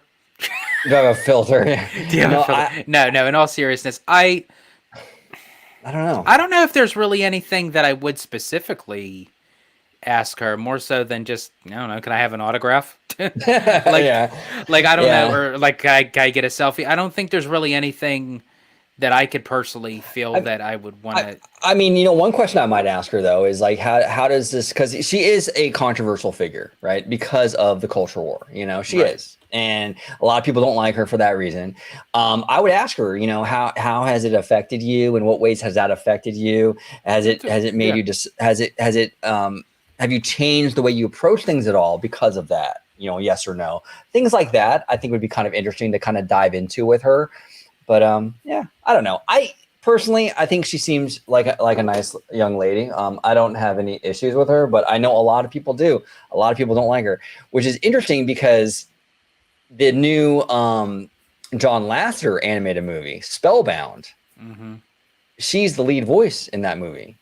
So that's going to be interesting to see how that whole thing pans out, because usually like the people on the conservative side, they like John Lasseter, but they don't like Rachel Zegler. So how's that going to like, Yes. like, what are you going to say? I don't know what to do. Should I hate the movie? Should I like the movie? I don't know. We'll see what they think about it. But yeah, anyway, we'll see. Andrew Kellogg here says, have you considered to get a retired Walt Disney Imagineer on the show? We did have one, right, George? We had Yeah, we had oh gosh, give me a minute. Is it Brian Collins? Brian Collins. Yes. Yes. Brian Collins. So check it out. I think it was like last summer. It was like a year ago. We had Brian Collins on. Really, really good conversation. Check it out. But hey, any other former Imagineers that are retired, you want to come on the show? Come on. Hey, check. My email is orangegrove55@gmail.com. Email me. We'll get you on the show right away. Yes. Absolutely. This is from Matthew Murr, friend of the channel. One final question before I take off. If you had your own personal idea for the 100th anniversary short, would you do anything different than Once Upon a Studio? No, actually, I wouldn't. I think that short, Matthew, was dang near flawless. The way that it was handled, it paid homage to the studio. It reminded me also a lot of like the old days with Walt, when he was like sitting in his office and he had the animated characters like around him, like Tinkerbell with the pixie dust, right, and all that. So it kind of paid homage even to those old school, like the Walt stuff, the Wonderful World of Disney. I loved it. I absolutely loved it, and I think that was really, out of everything from the 100th, and the 100th has been pretty disappointing to say the least. That's one of my top favorite things of the celebration. And the other thing that I loved for the 100th is the Wondrous Journeys fireworks show at Disneyland. Absolutely. Those are the two MVPs, the two standouts for me. What about you, George? Oh, absolutely. The Once Upon a Studio short, I don't think they really could have done any different. I think it was a grand slam, knocked it right out of the park.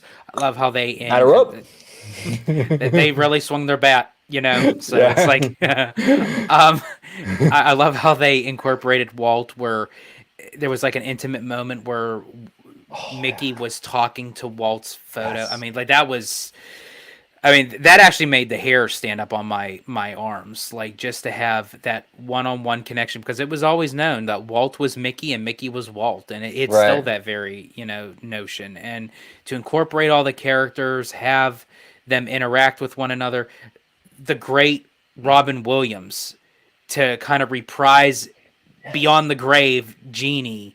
Come on. To have come on, you can't touch it. Yeah, it's like it really was an amazing tribute to the studio. It was really funny, really entertaining. It didn't have an elaborate storyline or anything like that. But a lot of these Disney shorts, if you watch the old school Disney shorts, there's no intricate, like, crazy storylines with those either. Yeah. A lot of it is just Goofy trying to ski and things like that, right? Real simplistic stuff. I don't know. I thought it was a perfect tribute, 100%. So I wouldn't change anything. I loved it. Absolutely. Now I'm going to get a bunch of stuff saying how much of a shill I am, because I absolutely love that way. Yes. I don't care. I'm shilling for that short. I absolutely loved it.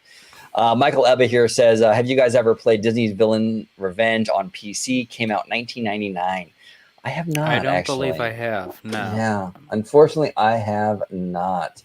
Mr. Seymour Duck, contributor here on the channel, friend of the channel. We love Seymour. He is awesome. He's a rock star. Which, by the way, Seymour, I do love your new photo. The logo? It's really cool. The logo. It's really cool. Yeah, it's that blend of like Disney and like Nintendo. Seymour's a huge Nintendo guy, and he likes Disney a lot too. And he's also really knowledgeable on the finance end of things. So his logos are like, it encompasses all of it in one, and he does it in like such a brilliant way. Awesome logo, Seymour. Awesome logo. So he's asking here though, do you think Disney would ever add licensed IP to their parks, Bluey or Doctor Who? Well, they actually have before. Indiana Jones was a licensed IP that was in Disneyland for years before they bought Lucasfilm. I mean, that ride opened in 1995, and they didn't even buy Lucasfilm until 2012. That was licensed. Captain EO was kind of an outside thing. Michael Jackson, right? I say the Ninja Turtles actually was down at Disney MGM Studios. They had a little like dance stunt little show that they used to have that was licensed because Disney never owned Ninja Turtles. Right, exactly. So they've done it a lot in the past. Now, Bluey that thing is a gold mine. Bluey is not even a gold mine. Bluey's a movement. You know what I'm saying? Bluey is the revolution. Okay. Now, in all seriousness, I mean, if they were able to bring Bluey into the parks in any capacity, that would crush. Absolutely crush. The only thing though with Bluey that kind of worries me, I think with Bluey, I think the route you go with that is more of a temporary thing, like a show or something like that, or maybe like a little kid parade or something like that. I don't know if you build a Bluey dark ride though. And the reason why I say that is I just don't know. He's hot now, but is he going to be hot in 20 years? That's the issue with Disney shows, so to speak. And I go back even to when it was Playhouse Disney. That was during my era. And then it went into Disney Junior. Jake and the Neverland Pirates. Big show. They used to have the meet and greet of Jake by the Disney Junior Live, Sophia the First, and then even going further back, which was I think one of the most successful Playhouse Disney shows ever was Bear in the Big Blue House. Right. But again, no one talks about Bear anymore. No one really talks about Jake and the Neverland Pirates, Sophia the First. It's like they have their, as you said, OG, they have their moments. They're hot in the moment. But do they have a leg life? And that, unfortunately, I don't believe that they do. Yeah, we just don't know. Like Bluey is like, remember, there was a time when Barney the dinosaur was super hot. Like super hot. Like in the 90s. Do you hear about Barney anymore? No.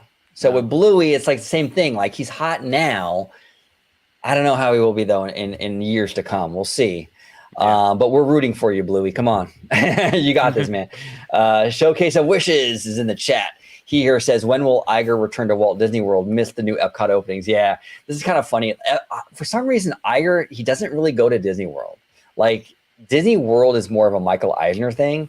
Yeah, Iger spends a lot of his time when he does the parks in the California parks. And I get it. The studio is in California, but I mean, the studio was in California when Eisner was around too, and he still went to Florida quite often. Even with the Disney 100 special, when they interviewed him for his segments, he was sitting on a chair right in front of Sleeping Beauty Castle, right in front of the hub, you know, so he was in Disneyland, you know. Right.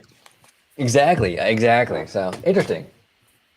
And Mr. Seymour Duck, OG and George, why do we not have Pokemon outside of Universal Japan? Fans want it, and it sounds like a moneymaker to me. Can I take that? Because I actually put that, I think it was in one of our... No, it wasn't in the DMs. I did put it on X, and I think Seymour actually responded to it. What I would actually do, because I was a huge Pokemon kid growing up. Right. I used to collect the cards, watch the TV show, play the games. If they were to do this smart, because honestly, Pokemon is the highest franchise I think you could ever get. If Universal was smart to take it outside of Universal Japan, I would let Disney buy the remainder of the Marvel rights. And I know a lot of people say, you know, but they love the Marvel feel in Universal of that comic book style feel, which I do too. But really, how much further can it go? Because they can't expand anything more to it because Disney owning the other part of the rights. It's a dead-end land at this point. Yeah. Take Marvel Superhero Island out. Let Disney purchase the remainder of Marvel, have them own 100% of the stakes so they could put more into Disney World and literally turn that whole section into Pokemon. There's my mic drop. Boom. Yeah, absolutely. No, Pokemon would crush out here. Absolutely crush. And the Pokemon, I guess the Spider-Man ride that they have at Universal Japan, which is the same Spider-Man ride that Islands of Adventure has right now, is being rethemed to a Pokemon attraction. So, I mean, maybe, if it works out for them and at Uni Japan and fans really take to that, maybe that's what they'll do here with the Spider-Man and the. Oh, and by the way, maybe if you're still in the chat, OG wasn't calling for you. He was saying maybe it was things. So he's not referring to you. Oh, yeah, I didn't even see her comment yet because I'm still kind of going through them. But that's funny. That's funny. Shout out to Maybe. Yeah, no, we love Maybe. Thank you for joining us, Maybe. I don't know. See, I'm so far behind. I don't know. Did she ask a question, George? I don't know. Like I've seen her. Like I mean, it's further down, but I mean, I saw her. Like I saw her, in the chat at some chat. Point. Yeah. Gotcha. Okay, we're working our way down. We have a lot of questions, but which we love, it, folks. This is great. We love a hefty group chat here. Yeah, exactly. Sam Chat here says, love the discussion with Jack from DSNY. Well, thank you. That was really fun having Jack on again. That was fantastic. It inspired this question: how could Disney crack down on internet users, YouTube channels, etc., profiting off of fake or negative or misleading Disney news? Here's the sad truth to that, Sam Chat. I am actually, as much as that really annoys the shit out of me, it really does. And as much as I think it does hurt Disney, I mean, it does. When you have 1 million YouTube suggested videos on your feed about how Disney's terrible, Disney's bad, Big Mouth's bad, the whole thing, I think it hurts Disney's brand reputation, and I think it hurts even like some of the movies and what have you. I am very much against censoring. So these channels have a right to say that stuff. They have a right to report on rumors, and they have a right to speculate. Now, you don't have to be a fan of that content. I'm not a huge fan of that kind of content, but we have to respect the fact that they have a right to their viewpoint. A lot of those channels, a lot of their fans probably don't like my content. They probably think I'm a pixie dusser, you know what I'm saying? And that's fine. But at the end of the day, they have a right to speak their mind and voice their opinion and speak on rumors that they're hearing and things like that. So there's nothing really Disney can do. And I don't think Disney really should do anything. But what are your thoughts, George? Yeah, I mean, I am a big, speaker on, freedom of speech, because you can't go one way without saying the other. I always love to have a voice. I love to be heard. So I can't say for anyone else to be muted, despite if it's something that I'm against or I don't agree upon. Right. I do feel, however, though, as far as profiting goes, even though Disney may not be able to do anything, which I agree with you, OG, I really don't think that they should. As far as these platforms go, and I feel like this is where a lot of negativity and hate has come into this world, because once that people found out an outlet that they can get paid, it incentivizes negativity. Correct. And all that. So that's what I'm against. Yeah, it incentivizes it because okay, all I got to do is put the Big Mouth Bad video out there, and it's going to make bonkers money, right? It's going to get all the eyeballs because Disney is the thing people care about. You make a video about Paramount, it's not going to do numbers like a Tiger video would, So you're right. There's it's that incentivization to put it out there, and it's salacious, Disney, going under, collapsing, oh my God, it gets eyeballs and it's incentivized. So that's unfortunately, that is the sad reality of it, is that the monetization has incentivized and encouraged so much of it, So yeah, but again, I am a firm believer that you don't censor. So you don't have to watch their stuff, though. You don't have to watch their content. You don't have to support them. And that's kind of like I know I'm going way off topic here, but it's like sort of like with the fast food operations, where there was a lot of people suing these big time companies like McDonald's or Burger King or Wendy's because people were becoming morbidly obese. Right. Because of the food. But again, I believe the judges were throwing the cases out because it's like, even though that may be the case, you don't have to go in there and buy their food. No one's twisting your arm to do so. And this is the same kind of situation where it's like, yeah, you're choosing what you're watching. So Right. if it just so happens if someone's getting paid from it, then you can't really necessarily come down on them because you're the one clicking it. Yeah, and there's this big misconception out there that like, because I only see it really cut one way, and it actually cuts both ways, right? Where people will call other people a shill. Oh, well, you're just positive because you want to get like access to the movie premiere and things like that, right? Right. But the grift really does cut both ways because there's a lot of money in negativity. And this has always been the case. It's not just like the anti-Disney thing. It's always been the case. Your local news reports on negative stuff all day long because that's what gets the eyeballs, right? So yes, the shilling will get you the movie premiere, but the negativity will get you a new car. Okay, it's very lucrative to be negative on the internet. So and so there is that, it cuts both ways. So when people say, well, because there's this misconception that like the more negative somebody is, it like somehow means that they're more authentic. That's not true. You can be very fake and be negative and just doing it because you want to get the click. Just as you can be fake and be a shill and be positive. So it cuts both ways. So there's that equation too, which I think a lot of people don't really talk about. Michael Ebba here says, "Let's talk Looney Tunes." Let's Michael. How well could those IPs compete with Disney if they were utilized properly in the parks? Well, I think they could actually be quite a bit of competition for Disney because back in the 90s when they were actually making really good content, Warner Brothers, like with Animaniacs, Tiny Toons, Tasmania. I'm totally aging myself with all these shows, but they were making... I'm right there with you, brother. I used to watch them all too. I mean, come on, like Steven Spielberg was behind some of these things. It was amazing. Yeah. I think these are great characters. I think Warner Brothers has a library of animation that rivals Disney in a lot of ways. They just have Warner Brothers has unfortunately had like shit leadership really since AOL bought them out in 2000, and they went through that whole thing.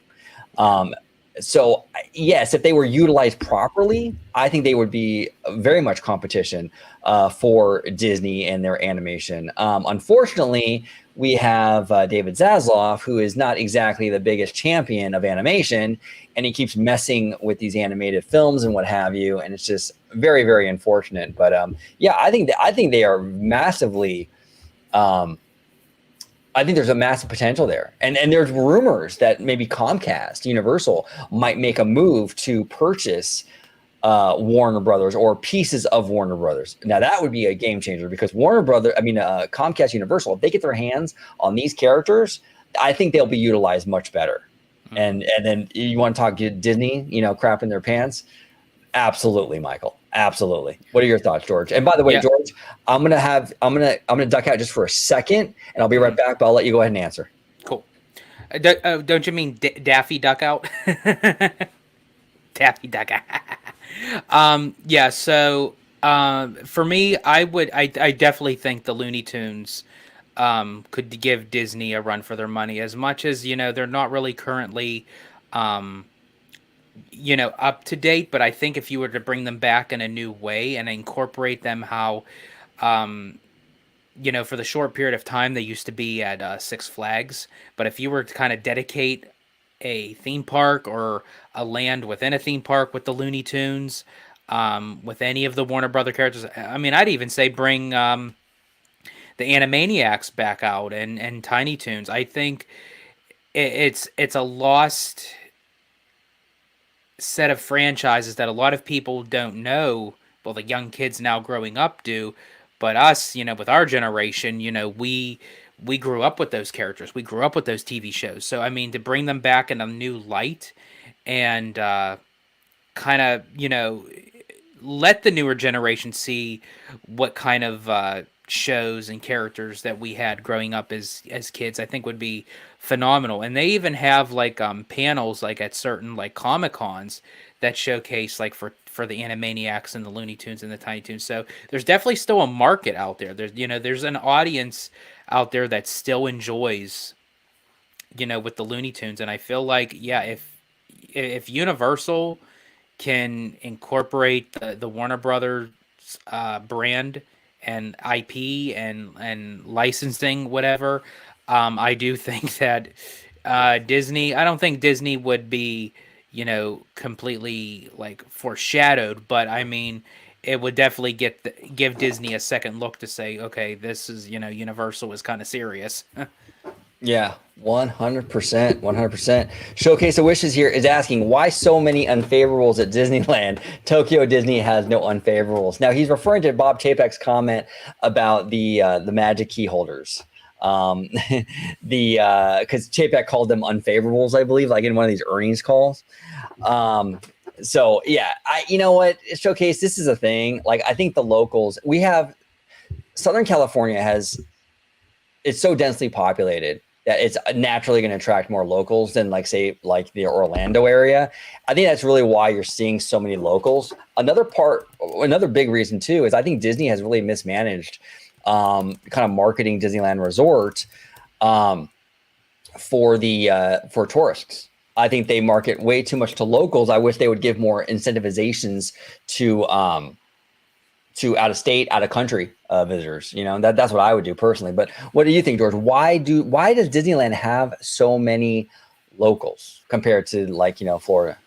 Well, I think it's more so with the history. I think Disneyland is kind of so used to having locals, because when you have the two in comparison, Walt Disney World was always that go-to vacation kingdom, capital of the world. It was a resort complex where you can stay on property and what have you. And I feel like that Disneyland was just I'm going to say it started out as a local park, but that's where it's still, people have that mindset that that's really what it is. Which I think it'll always have a certain place for it to be a locals market, because that's how it started out of the gate, so to speak, Right. No pun intended. But I feel like Disneyland is slowly kind of moving up, with Disneyland Forward, with the potential third gate, with the expansion of the other two parks, them adding DVC onto the property, and another type of Disney Springs complex or what have you. I think, Disneyland will eventually, and this is why Disneyland Forward I feel like is going to set up that notion that it may not be as big as Walt Disney World, but I feel like it can have the potential where a lot more people out of state will then want to say, you know what, let's go to Disneyland in California for our family vacation this summer. Yeah, if you have 3 parks, that automatically puts you more in the tourist bracket. You know what I'm saying? That's more of a vacation. Yeah, we'll never be Walt Disney World. There's just so much space out there, and the whole dynamic out there is crazy with the resort hotels. You guys got boating and all kinds of crazy. We're never going to have that out here. But Right. we build a third park, we build a nice little resort area. We could attract some tourism a little more than we have now. I mean, we actually have made some progress in that since DCA even, So yeah, I really want them. I really wish Disney would encourage more tourism.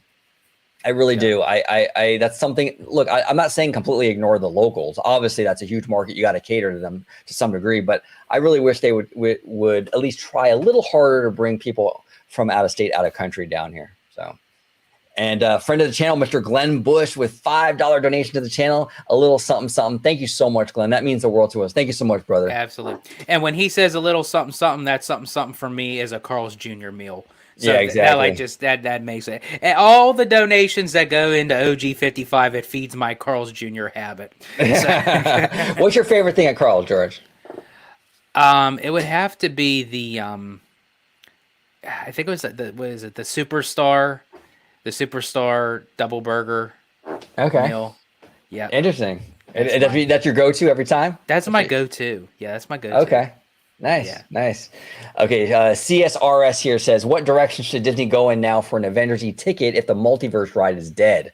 Should it focus on a single group of heroes like X-Men or more of a catch-all like the multiverse? See, I like the multiverse idea because the multiverse idea has flexibility. you can literally have any character enter that attraction at any given time. So right now, Avengers Campus, they have the meet and greets, the characters walking around. Every time there's a new Marvel show on Disney Plus, the walk around character like premieres in DCA the same day the show premieres on Disney Plus. There's that synergy. You could do the same thing with a multiverse attraction where you can, when the new Marvel movie comes out, the characters from that movie make an appearance in the new ride, because the multiverse gives you that excuse, that justification to kind of do that, because anybody can go through that portal, right? Or whatever, Exactly. It doesn't really matter. So I would do that. I think the multiverse is actually a really brilliant concept. And I think that you can change the storyline a lot easier going forward if you need to. That's what I would do. But George, what do you think? Yeah, I'm with you, OG. I feel like the multiverse is something that Disney would have a lot more control over if they wanted to add things, change things. It won't get dated. And with a franchise like Marvel that constantly is on the move, like as soon as one thing is over, another thing begins, and then you have to go back and watch the previous thing to get to know. So I think if it works well with the films and the television, it would work well with the theme park attraction, because that way it could keep up with the demand with the films and the TV shows without it being dated. Yeah. So I prefer the multiverse type of attraction. However, I do think that Disney needs to kind of step it up a little bit with this, because I mean, we're really not hearing anything of this attraction, of what's going forth with it. I'm questioning to the fact of whether or not we're going to get Pandora before the Avengers E-ticket. Well, I'm actually getting. I actually do have Daddy Josh on the other line. He has a comment about that. Actually, hold on one sec. Let me bring him on. Josh, you there? So you get nothing. You lose. Good day, sir. Oh, there you go. We don't get anything, George. I'm sorry. It's kind of funny that when Tomorrow's angry, he sounds a lot like Gene Wilder. Doesn't he? It's crazy. Yeah. It's really crazy. It's wild. A friend of the channel, obviously Slimer. If you watch OG55, you know who Slimer is. Slimer. He says Illuminations has the best original song. Luminous has the most impressive technical proficiency. Yeah, I would agree. Absolutely. I love the Illumination song. Yeah. I love it. And actually, Slimer, that being that we were talking about Illumination, I'm actually wearing my farewell Illuminations. Oh, sorry, you see my mic there. There's my farewell Illumination shirt because I got to see the final show of Illuminations, so I was able to get a shirt. Don't go too low. We don't want to see you in boxers, George. Of course, yeah. All right, Teo boy. Hey all, do you think Disney will finally work on Tomorrowland and bring them up to date? I know Florida's got some love with Tron, but it's still all over the place. Yeah, Florida has a much better Tomorrowland than Disneyland does. Carousel of Progress, People Mover. I mean, those two attractions alone put it above our Tomorrowland, in my opinion. Yeah, I mean, they will. Teo boy, they're going to work on it. We talked about it a little bit earlier on the show. I mean, they'll get to our Tomorrowland eventually. Eventually, I'll probably be like, 87 years old when we finally get it. But hey, you never know. Sit on my bench and just enjoy the sights. What about you, George? Do you think we'll ever get it? Yeah, I will definitely get it. It's just hard to say when. I think Tomorrowland is kind of going through like this triple race between Pandora and the Avengers E-ticket, and then we might even throw in a Fantasyland expansion somewhere in there. You never know. You never know. Absolutely. Right here, Marty Snyder. I think WB is going broke on purpose. It's been said that Zaslav was brought in specifically to negotiate that process. Oh, for a sale? Yeah. If they do that, man, Marty, if they do that, if they end up selling to like Universal, dude. Look, there's a lot of rhetoric out there with Universal Epic Universe, right? Oh, it's going to bring Disney to its knees. You heard it all, right? It's, oh my God. Nah, it's not. But I'm telling you right now, Marty, if Universal gets their hands on the Warner Brothers film library and their animation, I don't know, dude. That's pretty stiff competition for the Mouse House. What do you think, George? Yeah,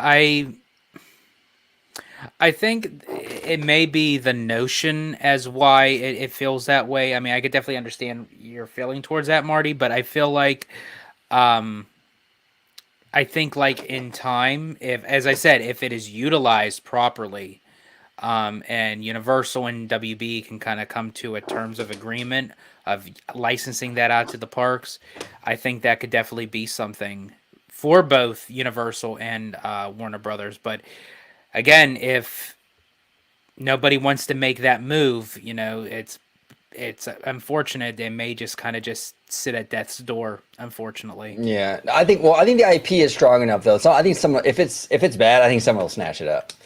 I'm telling you, man. I think Universal should go for it. You know. Yeah. I don't know how that would be with the regulatory process because that would be a pretty massive company.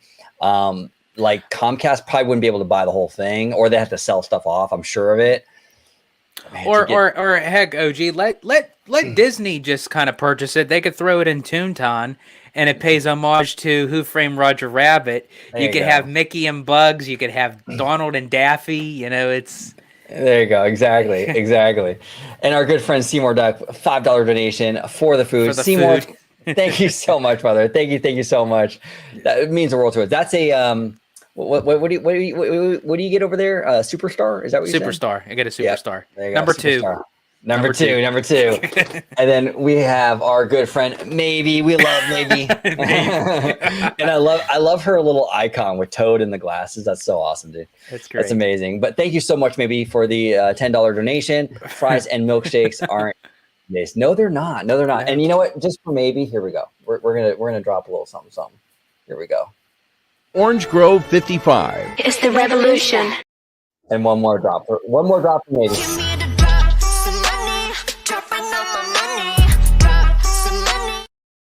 There we go. Thank you so much, Maybe. That means the world to us. Thank you. Awesome. Thank you. Let me see. Where are we at? Give me just a And again, folks, thank you so much for joining into the chat. You know, we love the questions, we love the conversation, we love when you join us, especially because we usually do our live shows on Friday night. We feel like it's fitting. You know, it's a kickoff to the weekend, so we're so glad that you guys can join us. Yeah, absolutely. Kaylee here says, would y'all count Tigger as a Disney cat? I mean, kind of. I would think so. He's, I guess, like he's a type of tiger. You know, he is the only one. Right. Yeah. know? Exactly. Woo! Yeah. Exactly.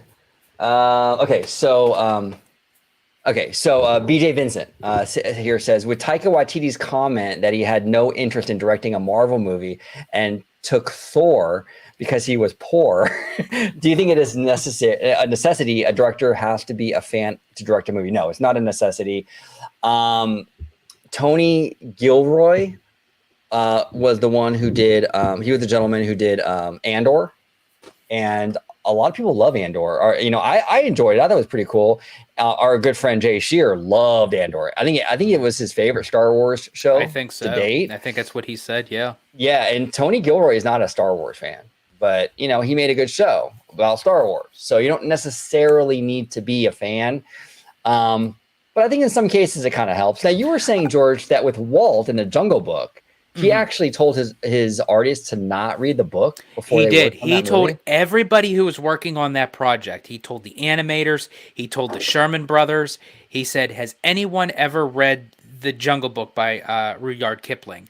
And they said, "No," or "I haven't read it in a long time." He says, "Good. I don't ever want you to read it." He's like, we're going to take this story. It's about a young boy who gets lost into the jungle. He is raised by wolves. We're going to have fun with it. We're going to make our own story.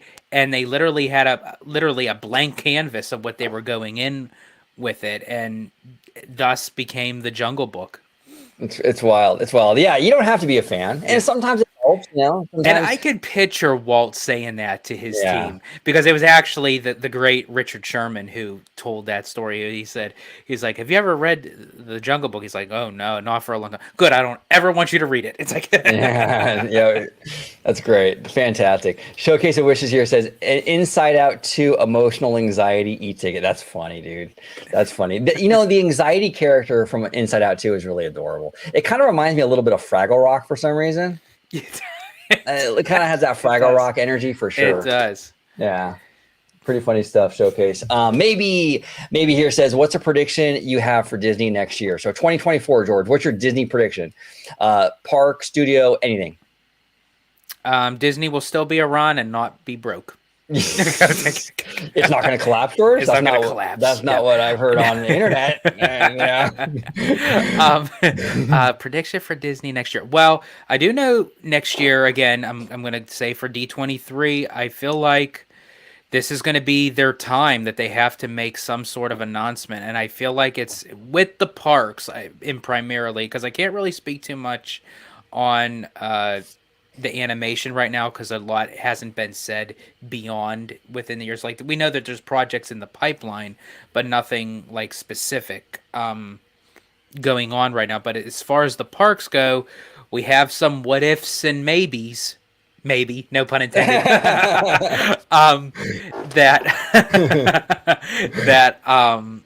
that I think OG, I think you're right. I think for them to announce that to the normies, I think we're going to get a green light with Encanto. Yeah, for in Animal Dinoland. Kingdom. Yeah. My 2024 Disney prediction is that we finally find out who Bob Iger's successor is. I think they're gonna, not that he's gonna leave in 2024, but I think that they're gonna make the announcement. This person is the next CEO, and there's gonna be that transitionary process until Iger leaves. I think in 2026, I believe. But I think sometime next year, probably later in the year, we're gonna finally know who's gonna succeed Bob Iger. And it better be Tom Staggs. That's all I'm saying. Yes. It better be Tom Staggs. Leo CH here says, are you guys ever going to have a smash or pass with Disney characters list? Now, a smash or pass, is that where you like, is this a dirty game? I think where like if I'm under, I think it, like you either, like, you know, you would either smash or you'd pass say no on thanks. the smash. Yeah. That's actually an interesting. That's actually pretty interesting. That actually, you know, who would be really fun to do that with would be the Bad Thoughts podcast. Yeah, the Tones and Can would be hilarious or something like that. Yeah, maybe we'll do something like that. That'd be kind of cool. I don't know. There's also a game out there.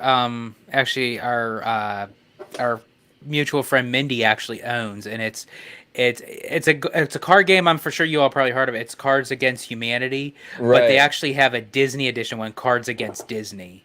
Oh, okay. So and it's very raunchy. It's very risque. It's not like something like typical. So if we do this, it's gonna have to be a Rumble exclusive. That would have to be a Rumble. All right, here we go.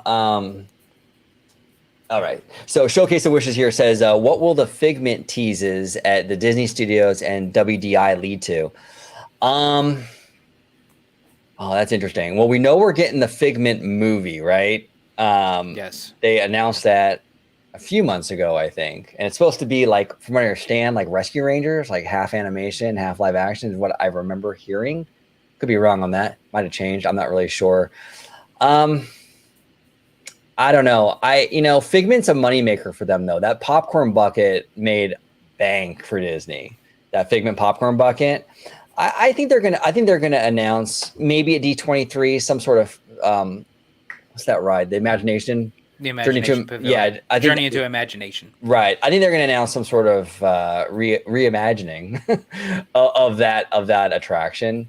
I thought it was adorable. I thought it was really cool, but it's pretty outdated. So I think what they're going to do is they're going to release the movie, and the new thing at Epcot, the new reimagined ride at Epcot will probably have a tie to that somehow, but we'll see. I don't know. That's kind of where I think they're going with it, Showcase, but hey, I could be wrong. What do you think, George? Yeah, I think with the teaser, like with Figment kind of going around, the studio, the parks, what have you, they have now the Figment meet and greet over at Epcot. As you mentioned, OG, the popcorn buckets, the annual pass magnets, just pins. I think anything with Figment is starting to kind of like be like a banger as far as like with merchandise goes. So I think honestly in time, I think that it's definitely in need of an upgrade over at the Imagination Pavilion. And a lot of people thought that was going to become Inside Out. But I mean, really, who knows with Inside Out 2, if it's a very big success, there's a possibility, I don't know, maybe that they'll mesh the two together, that there was in talks about, incorporating Figment with inside Atu, because he is a figment of the imagination inside the mind. So there's a possibility, they may have an inside out attraction where Figment has a cameo, or vice versa. But either way, I think that the Imagination Pavilion definitely needs an upgrade. Yeah, absolutely. And our friend Maybe here says the real question is, can George pick a Blackpink bias just off a picture of them? So I'm gonna show a picture of Blackpink, and you're gonna pick your favorite just off the picture, because you don't listen to Blackpink, right? You don't really. Well, actually, believe it or not, I have actually started listening. I think you're converting me, OG. So it's like. Okay. But now I'm not too familiar, like, as far as like with the names go. I still have to get like with their names. Now there is one in particular, and she's the one that's in the white in the center. Oh, Jenny in the front. Jenny. Okay. Yeah, like right off. Like I looked at it like That's your bias? What was that? Oh, bias. Oh, bias. Okay. Like your favorite. Yeah. If it's Jenny, that's cool. That's my bias. Yeah, it's Jenny. Yeah, it's Jenny. Yeah, literally, as I said, as soon as you put up the picture, here's the thing with me. Like, you guys put like a group of girls in a photo, like I could immediately, my eyes go to the one, it's Jenny. Yeah, no, Jenny's my bias, but it's hard because I don't know. I love them all, to be honest. I mean, Lisa. I mean, how do you not love Lisa? Jisoo, I don't know. But Jenny for sure is my bias. Our friend of the channel, Theme Park Wizard, his bias is Rose. She's the one on the far right with the kind of like the more the. I could see why. Yeah, hair. I could definitely see Wizard. Picking her, like that's his style. Yeah, absolutely. Great question, maybe. That was great. Let me see here. Oh, BJ Vincent. They actually did have an Animaniacs reboot in 2020, but ended after only 3 seasons. They did. And actually, it was on Hulu, oddly enough, and it was fantastic. I actually really liked it. Did you ever watch it, George? No, actually, I haven't, sadly. I do have to catch up on all that stuff, but I mean, I was a huge fan, as I said, of the classic Animaniacs. So I'm definitely up to watching the reboot. Yeah, absolutely. Marty Snyder, people who travel to California are not just looking for Disneyland. Southern California is much bigger than Disneyland. That's true. When you go to Florida, it's kind of the parks, right? But in California... That is. Wow, yeah. Oh, Marty's on fire tonight. Marty's always on fire. He's always on fire, right? It's crazy. Okay, so CJ Stryker here says, with the news, WB 60% bankruptcy likelihood, and Disney only 1%. I just find that honestly kind of hilarious because you see this narrative out there, like on internet, but no one talks about WB like in that aspect. It just goes under the radar, but yet not like that. Not like Disney. Like it's crazy. But that's a big gap, though, right? I mean, Warner Brothers 60%. And Disney's only 1%. I think even Comcast Universal was like 3% on that list. It's even higher than Disney, even Comcast. Pretty crazy, man. But it says here, should that not put a different perspective on where Disney truly is compared to the social media rambles of the negatives? It does. Yeah. And that's the thing. It's like George was saying earlier, there's this monetization, and it incentivizes that kind of stuff on YouTube and what have you. The reality, I think, is a lot different than what you're seeing on social media. So that's why people have to kind of you take in the information, but understand that it's very much, what's the word for it? Kind of exaggerated, to say the least. Here we go. And we got, Kaylee here. I remember when Bear in the Big Blue House was all the hype. I remember the stage show at NGM. Yeah, see, that was a big show too. What happened to that, right? It kind of fell off. That was it. And that's Bear in the Big Blue House. Kaylee, you're probably with me on this. Bear in the Big Blue House. What was the other one? PB&J Otter. Stanley. PB&J Otter. What is that? See, I'm You've too never old seen? No, Yeah. what is That was that's true. That was actually one of the shows part of the Playhouse Disney lineup. Oh, okay. Like those were like the hard-headed shows. It was Bear in the Big Blue House, PB&J Otter, Stanley, Book of Pooh, Out of the Yeah. Box. I think I remember Book of Pooh. Was that it was like the little, like they looked like little... puppets. Yeah, Disney's okay. Puppets. Yeah. Yeah, okay. Yeah, I remember that. That was adorable. Absolutely adorable. Michael Ebba here says, when do you think they'll have different destinations for Smuggler's Run? LOL. I know. I like how you add the LOL on there. I think he knows the answer. Probably never. But Never. go ahead, George. What do you to think? the third of never. Which is a shame, really, because, and I think that's where it's almost like Disney doesn't have no faith in that ride, because yet we're still getting new destinations for Star Tours. Yeah. So well, it's like, from what I understand, it's because the Smuggler's Run technology is much more difficult, and it's just it's more of a situation. You know what I'm saying? To actually get that switched Smuggler's out. Run for me is a filler. It's a filler. Yeah. Ride. Yeah. It's one of those things where it's like, it's okay. I mean, it's cool when you're the pilot, but if you're like the in the very back, what do they call that? The engineer? Oh, the engineers, yeah. Yeah, See, I that's actually like being the engineer, because I can kind of sit back and just like have my hand here, because I kind of learned like where like the buttons to press, and I just press them all at once, whether they need pressed or not. So that way I could just focus on what we're doing with the ride. But see, here's the thing: that ride could still make or break you, because if, no offense, but if you have two young kids who are pilots, chances are you ain't gonna see shit. Like, you're going to be ramming and wrecking into everything. Have you ever been on that ride when there's like two little kids driving? Oh, yeah. Oh, absolutely. As I said, it's the worst. It's like I kind of think it's fun though. It's like this, like, it's this chaos, you're just like hitting everything, Yeah. Well, I will say it is fun in that way, but I mean, like, after waiting like 60 minutes to ride this thing. Right. Right. Yeah, exactly. Michael Elver here says, for the Italiano. Oh, you know what? The Italiano. Since we have the Italiano here, we'll play the Italian national anthem for you, George, before we answer this question. Here we go.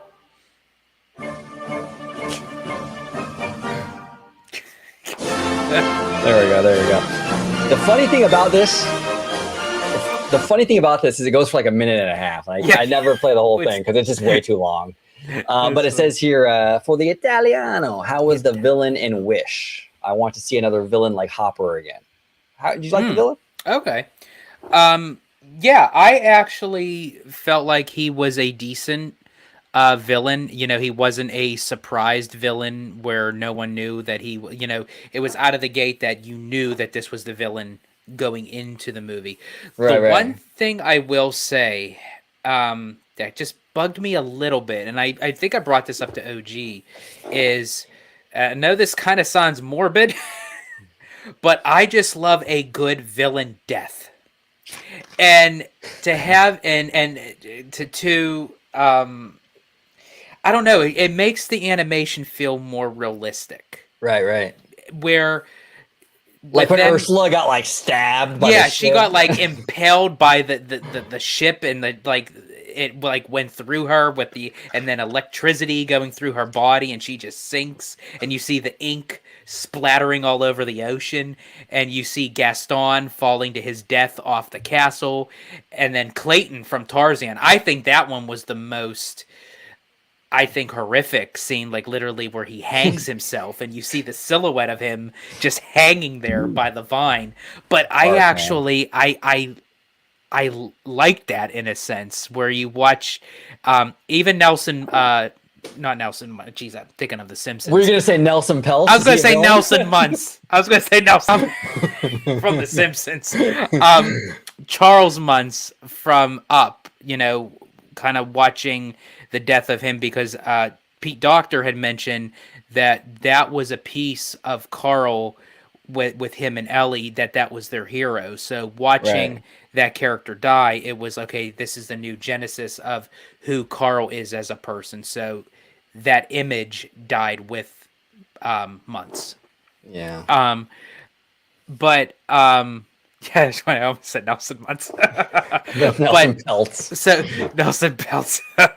but but yeah, I like the villain, but I don't like how his demise came, where he got, spoiler folks, entrapped in The mirror. in a mirror. Yeah. You know, in the staff in the mirror, what have you. I don't know. I would have loved, because I was like on pins and needles thinking, how is he going to be defeated? And I thought, like, he kind of gets sucked into the staff, and I thought, Right. okay, that's really cool.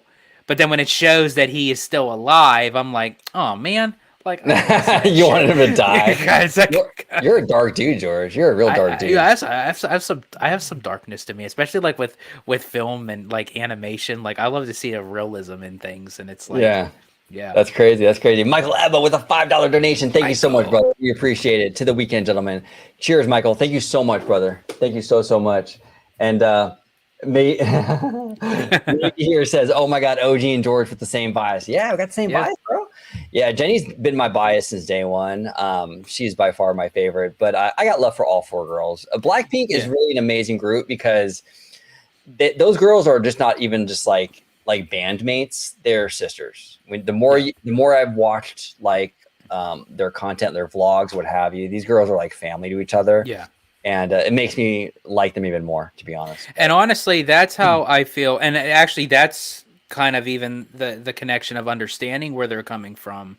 Because, you know, that's, you know, how I feel. Like, when I say OG, my brother, and everything, I'm not saying play on words. I literally take OG as my brother. And I'm a type of person that I don't believe blood is thicker than water. You know, you can't have family that are close to you, but it shouldn't have to start and stop with that. You know, I feel like that, you know, you can be closer with someone outside of your gene pool. And as I said, I have a lot in common with OG. We have a great time hanging out at the parks and, you know, doing, you know, all sorts of other stuff, going around, like he shows me around California and everything. We take trips and everything, and it's like it's that brotherhood, you know, and I love it. And honestly, I you know, haven't, you know, finally actually got to meet him by like recording, you know, even like with Slimer, you know, I take him as my brother too, you know. So it's, you know, we have a great group of people as part of like our community on the OG55 team. We really do. We're friends. We're friends off camera, and we talk about all this shit off camera too. So it just kind of like it's natural to us because it's like I'm on the phone with George talking about, you know, the parks, this, that, and the other. We're in the DMs with Slimer talking parks, whatever, you know, and it's just the recordings are just kind of like a natural extension of that. You know, it's just friends kind of just hanging out, and the girls actually do have a reaction to you and I having the same bias. There we go. There we go. All right. CJ Striker, your favorite Disney female character. Oh, interesting. You know, I would have to say, okay, I'm going to go animation. Okay, animation. I would say Rapunzel. Very good. I like Rapunzel. I think she's fun. I think she's cool. Yeah. What do you think, George? Mine is Princess Jasmine. Oh, okay. Now, why Jasmine, George? Okay, so actually, with Jasmine, this kind of to the singing voice of Jasmine for A Whole New World by Lea Salonga, who does the singing. Beautiful, beautiful voice. Beautiful person, and I just love the way she sings. Like she could pretty much sing anything, and I mean she she can sing the dictionary, right? And she could sing the dictionary, and like she melts my butter when she sings. Melt your butter. That's funny. That's funny. Yeah, so definitely, yeah. So I think honestly with her doing the singing voice for Princess Jasmine, it brought a lot out of the character. Right. That and just even her background, like she's a very strong, will-powered woman. Yeah, no, absolutely. And Ali Aloha. She says Pelt is that character from The Simpsons, LOL. That is so funny. That is so funny. You gonna do the voice again, George? There you go. There you go. And maybe here says, I need a main character death. Like maybe Anna shouldn't have been unfrozen. Maybe she wasn't worth melting for. That's great. Maybe now she came over to the dark side. There you go. Maybe That's awesome. Yes. Well, even just the idea of a main character death, that's pretty bold. Well, and actually, it does kind of. I'm probably going to get heat for this, but it's like Mufasa's Cancel George. It's like Mufasa's death. As much as it was very sad, but it brought a lot of emotion out. Oh yeah. Of Simba to kind of raise the bar as to where he's going and who he's become, and to have that connection that Rafiki had brought to Simba to say, he lives in you. It's like. It was a very powerful moment for animation. So it's not like, and again, it kind of harkens back to Walt Disney. It was like, we shouldn't have to dilute something down just for a child. A child will understand, right? So it's like nothing ever has to be predictable. Like to say, oh, just because they're a main good character, that doesn't mean that, it always has to have a happy ending. Yeah, for that character. No, absolutely. I would love to see Disney kind of dip into that darkness a little more. You know what I'm saying? I would like them to do that. They did that, like you said, with Lion King. They definitely did that with Bambi. My God. Oh gosh. Oof. Look, a lot of people don't like that because they feel like these movies are for kids. But I agree with you, George. Walt Disney never talked down to children. He killed Bambi's mother in front of everybody, right? Yes. And that makes for good storytelling though, because there's emotion there. It is. And actually, here's a fun fact. I don't know if you know this, OG, or anyone in the chat. When you watch Bambi and you hear Bambi calling out to his mother, he's like, mother.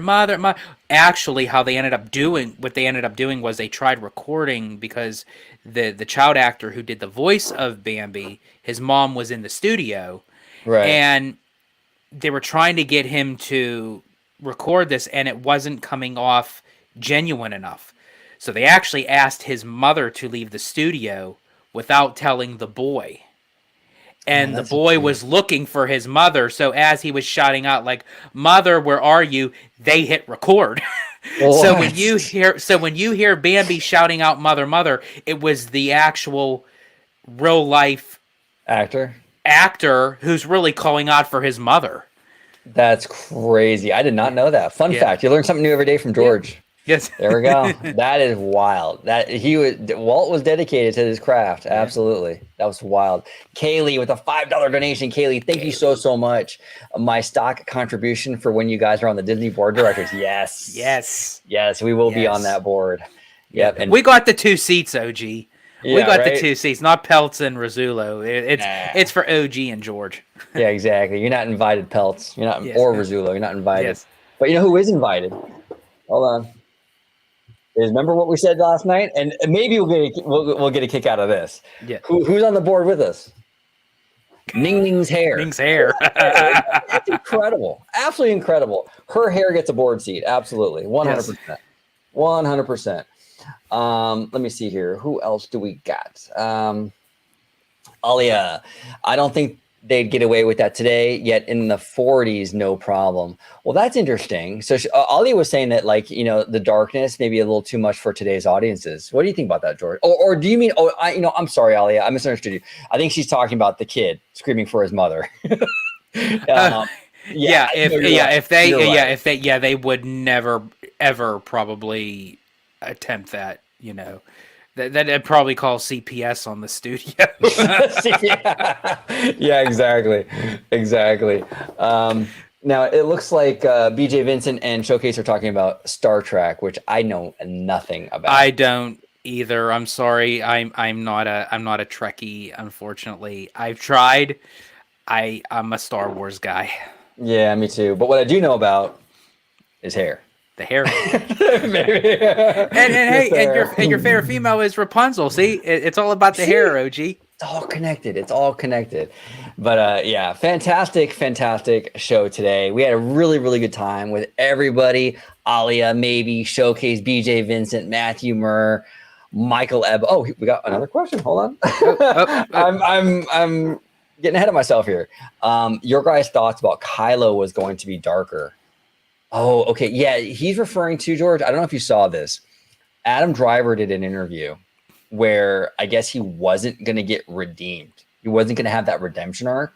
He was actually going to get darker and darker and darker. Where instead of like at the end, we have the Reylo moment with Ben Solo and the whole thing.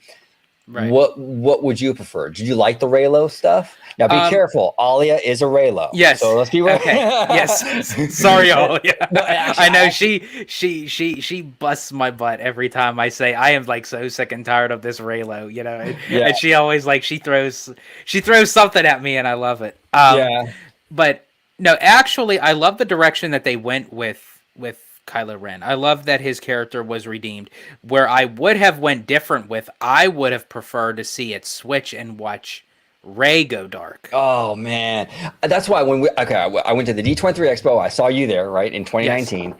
Right, and we were at the studio panel, and they showed the teaser for Rise of Skywalker, and then Rey busts out that red like double-sided saber. I was like, oh my god, that is so incredibly dope, right? I'm because like, because it was the storyline wasn't predictable. It would have went into a whole nother direction that it was like, okay, we don't know what the hell's going to go on, but I got to see this. If she went full Empress Palpatine, that would have been super sick, dude. I would love that. I wish because that would have made sense. You had someone that started out good, not knowing what her past was, finding out she was a Palpatine, getting her grandfather's ways, and then Kylo redeeming himself by being the son of Han Solo and Leia. Like, I mean, come on. But then you set up the next trilogy too, right? Because now you have the bad guy, the villain, which is Empress Palpatine. Exactly. So now you have the villain, and you have your hero, could Ben Solo, right? Yeah. It's perfect. Oh my god. It was set up perfect. I don't know why they didn't go with it. I don't get it. It would have been really, really cool. You know, look, I mean, it would have been awesome. And that would have been so dope. I think honestly, I think Rey looked really cool in that vision scene where she had the red sabers and stuff. I thought she looked badass, dude. I thought she looked really badass. I don't know. It was pretty cool. Very, very cool. Oh, Slimer here says, I'm Team Reylo too, Alia. No, Reylo was actually kind of a cool idea, though. I did like the idea of Reylo. My only issue with Reylo wasn't with Reylo. It was with they beat it with a stick. Well, no, they didn't.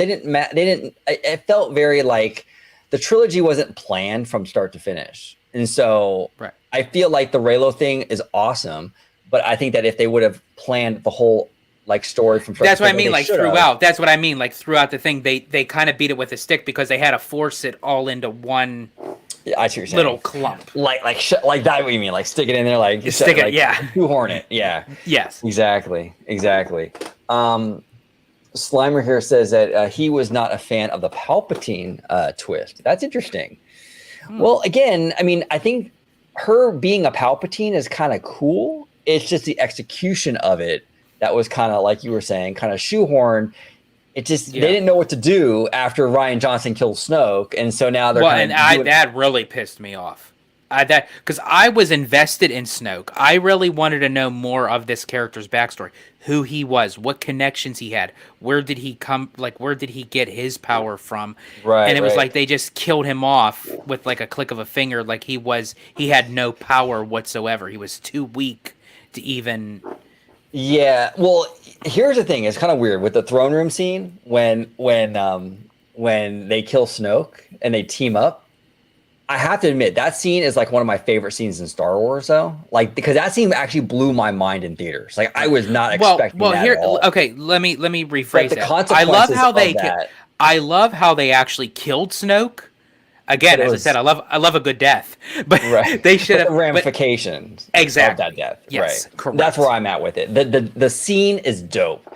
It's just then it sets up problems for the next movie. Yeah, correct. You know, you had all these fan theories about who's Snoke, what is Snoke, where did he come from, all this stuff, and then you kill him, and then it's like the third movie, they're like scrambling. Like, what do we do now? Okay, we'll bring Palpatine back, you know? Yeah. And that's kind of cool. Like, okay, they were actually, there were rumors that what they were going to do was the soul of Palpatine was going to be like in this Sith artifact.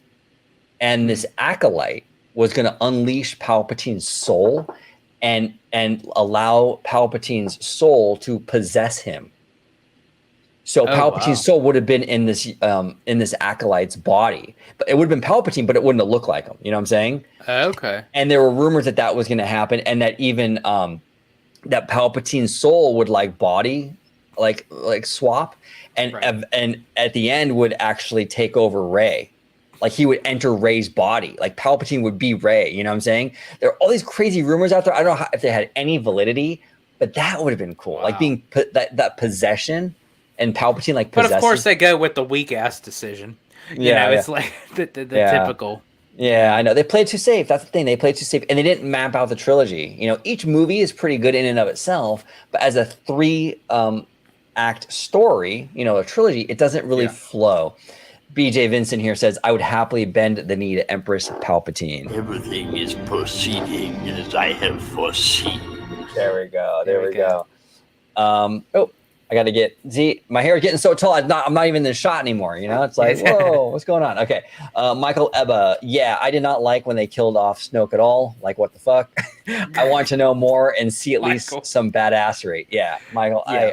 That's the thing, man. It wasn't really, the scene was dope, but they didn't map it out story wise. You know what I'm saying? It was just, I don't know. I would have loved to see Palpatine and Snoke kind of be, because they said like Snoke was a version of Palpatine, like kind of being his puppet and what have you. I would have loved to see them be like 2 individuals like working together. Yeah, be kind of cool. Like Starsky and Hutch, you know, Sith edition. Slimer here says, agreed, Alia. To OG's point, it should have been executed better because it's an interesting origin reveal. Perhaps if Kylo revealed her relationship to Palpatine and TLJ. Yeah. I'm telling you, they had a lot to work with the trilogy, and I don't know. I think execution wise wasn't the greatest, but what they can do now is they can take the ancillary material. So the Disney Plus shows, maybe some future movies, and sort of fill in those story gaps to kind of make the sequel trilogy more satisfying. Very similar to what George Lucas did with the prequels. You know, the prequels, fans hated the prequels. They really did. They didn't like those movies. But he created the Clone Wars series, which people did love, and that kind of filled in some gaps and put some meat on them bones. And people actually fell in love with the prequel era because of the Clone Wars and all that. So let's see here. CJ Striker says, I really enjoyed the rise of... I think he wanted to put Skywalker. I think so too. Yeah, Skywalker. Yeah. It's interesting. Now, what's your favorite of the 3, George?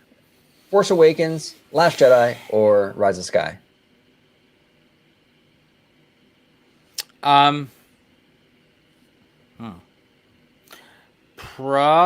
Probably Force Awakens. I mean, just out of the 3. Okay. I'm not like a huge fan of that particular trilogy, but I mean, like out of the 3, that was the one. It would have been The Last Jedi. It would have been, but I've had some issues like of what the direction that it was going. I think it's more so I choose The Force Awakens because of the nostalgia of having Harrison Ford reprise his role as Han Solo with Chewie and Leia coming and them having their connection, their talk of everything. So I think that's where why I land more for Force Awakens. Okay, absolutely. My favorite, man, it's tough. It's weird because I like and hate things from each movie, though. Exactly. Yeah, that's where it's like. Now, if someone asked me what's your all-time favorite Star Wars movie, hands down for me, Empire Strikes Back. Oh yeah, dude, hands down, absolutely. That's mine too. I love that movie. Absolutely love that movie. Leo CH here says, I like to ask, what is your first moment you got introduced to video games? Mine is GTA San Andreas, I believe is what he's trying to say. When someone back up with a truck and hit a grandma, that moment sparked me into video game.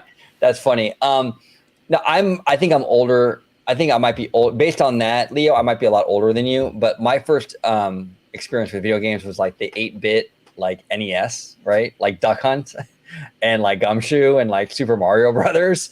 That was my first foray into the video games. I loved video games back then. Loved them. I had Yeah, I so did many. too. Oh, loved Yeah, it. I was actually in that era Zelda. too. I mean, OG probably had it a little bit further back than me, but I also grew up with the Super NES, with the Super Mario Brothers, the Mickey and Minnie,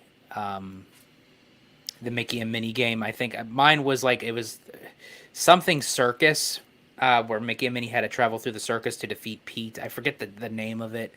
But yeah, there was like a lot of like the classic video games.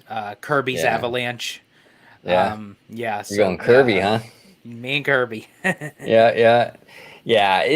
There was a lot of great games back then, dude. Like Kid Icarus, I used to play that a whole lot. Metroid, played that a whole lot. Then I got the Super Nintendo. The Zelda game on Super Nintendo was like, I think, the best Zelda game they ever did. I love that version of the game. Of that franchise. Metroid, huh? I usually have that issue. Sometimes I have a hard time getting up off the toilet in the morning. Metroid.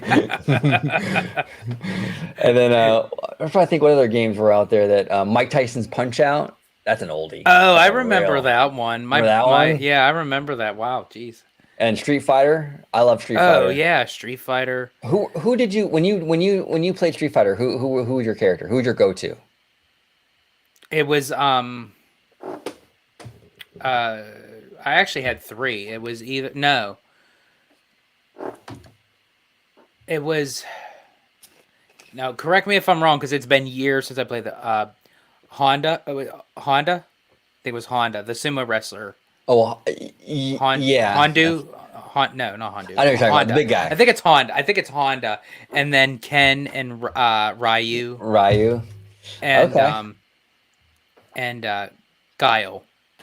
Oh, the guy with the hair. The hair. Yeah. Mine was Chun-Li. I was a Chun-Li guy. I was very consistent. I was always Chun-Li. I don't know why I would have already known that. Really, that's funny. Yeah. I thought she was the best one. I thought she just had Her like kicks, best- like when Right. she do like those karate chops. Yeah, she was dope. I liked her a lot. I also liked the other dude. I forgot his name. The Beast guy. You know. Oh yeah. Oh wait. Gosh. Blanca. There you go, It's Blanca. Maybe he's asking what's your Street Fighter bias. I'm telling you, maybe it's for me. It's Chun-Li all the way. I thought she was dope, and I played her consistently. Like I'd go to the friend's house. I was always so Chun-Li. I have to kind of go a little bit back and forth. Chun-Li or Cammy. I'm trying to think. Oh, Cammy, I forgot about her. Oh, I'm trying to think. Oh man, Was that a tough one, dude? that's a tough one for me. No, I still have to say Chun-Li. Yeah. Yeah. Yeah, I'm a Chun-Li guy. I am absolutely. Michael Ebba here says, are you guys upset with what they did to Captain Phasma? If I remember correctly, she was hyped up as a character, big. Abso-freaking-lutely. So they get another thing that pissed me off. yeah, they get Gwendolyn Christie from like Game of Thrones, right? Yeah. They get Gwendolyn Christie, who's a badass and a great actress, and they hype her up as this character, Captain Phasma. So what they do? She's a great actress. They put her in a suit. You never see her face, which was mistake number 1. And then she's barely in it. I don't know, wasted character completely. But they did that a lot in Star Wars, right? Like I remember the martial artists from the movie The Raid. It was a movie out of Thailand, and it was like this crazy movie. Check it out. It's called The Raid. But in The Force Awakens, when the dudes are in the hallway arguing with Han Solo about Club Ganji or whatever that was, they argue with Han for like 5 minutes, and then the scene is over. Well, those guys have like crazy martial arts skills. So when they were cast in that movie, I was like, oh my God, they're going to have some crazy lightsaber fights, these guys. Because they did shit. They didn't do anything. They argued with Han Solo in the hallway, and that was it. Like, you get the guys from The Raid, these martial artists, like badasses, to just argue with Han Solo. What a wasted opportunity, right? I don't know, Yeah. man. They made a lot of casting stuff like that where it's like you have these amazing talent and then they don't really utilize them. So That's where I had an issue with the sequel trilogy. right. Just a little poor Yeah. decision. Let me see here. Ali Aloha. Of the sequel trilogy, my fave is The Last Jedi, yet I acknowledge how divisive it is. And as long as someone isn't toxic about it, i.e., bully me, no biggie if it's hated. That being said, I love it. Yeah, absolutely. As long as people aren't like, jerks, assholes, whatever, no problem with disagreeing at all. Yeah. And then Slimer here says Captain Phasma was kneecapped because you could tell there was supposed to be a history better and Finn. Yeah, they did. I don't know. Oh my gosh, I'm sorry. I just have to jump forward a little bit. Kaylee, Sure. you actually put Freddy Fish. I can't believe. Wow, yeah, that takes me back because Freddy Fish used to be a PC kind of game where you have to kind of solve like mysteries and stuff, and you have to do like one clicks to kind of get it. She's a yellow fish with her little green fish friend, Luther. Wow. Oh my gosh, dang, Kaylee. How did I not know of this game? I've never heard. It doesn't even sound familiar. This was. Correct me, Kaylee. That had to be like late '90s, early 2000s. So you were probably already out of. I was too old for that era. Yeah. That's wild. Do you guys remember? Okay, there's 2 PC games, right? Oregon Trail. You remember Oregon Trail? Oh God, yeah. Like that's. Oh my gosh, that was the shit. That was amazing. And do you remember Lemonade Stand? You probably don't. This is probably way. I don't before your remember time. Lemonade. I remember. Well, I mean, it wasn't a PC game, but I think it was a. I think it was a Super Nintendo game, Paperboy. Paperboy was awesome, but Lemonade Stand, it was really cool because you would it's a lemonade stand, and you would set your pricing and everything, and you would manage like your little business, dude. It was a fantastic game, absolutely fantastic. I love that game when I was a kid. Yeah, it was awesome. Let me see here. Michael Ebba, OG, are you excited about the reboot, I believe, of older Sega IPs coming back? I did not even know about that, Michael. That's interesting. Oh, you know what? I did hear about that with like Altered Beast and like, was it Double Dragon, I think, or something? I did hear about that. Yeah. Hey, I used to play a lot of those games. I had the Sega Genesis too, what was it? I think it was Altered Beast. I played a lot of Sonic. Sega has some pretty good games. What were your favorite Sega games, George? Yeah, I definitely played Sonic. Sonic was like one of my top geared go-to. Believe it or not, there was a lot of other. Oh, gosh, there was a lot of other Sega games, but I can't remember them by name. I think this one, Battle Axe. Yes. Battle Axe. Okay. I think it was Battle Axe or something like that. Yeah. Yeah. I know what you're talking about. And you walk around with it was like 3 or 4 players. Yeah. And you'd walk around. Yeah, I remember that game. Yeah, Battle Axe. Yeah. Oh, what was the other? Shining Force. I don't remember that one. There was a Shining Force and Shining Force 2. I remember- preferred Shining Force 2. I remember Toe Jam and Earl. Remember Toe Jam and Earl? Toe Jam and Earl, yes. Toe Jam and Earl. Here. Who Kaylee. was that one? Who was that one? Is it Earthworm Jim? Yeah, Earthworm Jim. Yeah. Yeah, he was shit, cool. man. Damn. I know, bringing us back. Kaylee here says, yeah, Freddy Fish was dope on the PC. It was middle 90s to early 2000s. Okay, that's what I thought. Yeah, that's what I thought. Wow, Oh, jeez. oh, dude. Moonwalker, do you remember the Michael Jackson game on Sega Genesis? Do you guys remember this game? Oh my God. I think that deserves a... There we go. There we go. Oh, one more. There we go. That was a cool game, man. You would moonwalk and you would kick the I don't know, they're like gangsters going at coming The little after you or thing. something. Yeah, that was... Oh, man. That was There you great. go. I completely forgot about that, Slimer. Completely forgot. I forgot. Slimer and I are pretty close in age, so. Michael Ebba here continues with from Sega's tweet: new era, new energy, new games from Jet Set Radio, Shinobi, Golden Axe. That's what you were talking about, George. Golden Axe, Streets of Rage, and Crazy. Oh, I Taxi. remember Streets of Rage. I used to play that too. Yes, I remember Streets of Rage. Yeah, Golden Axe, Streets of Rage, and Shining Force. Yeah. and then on top with Sonic, Toe Jam and Earl, Earthworm Jim. Like It was crazy. Not Oregon Trail. Oh my god, I know that game was crazy, right? Like you would die of dysentery and stuff, Yeah, and like that game was so nuts, man. I used to love that game though.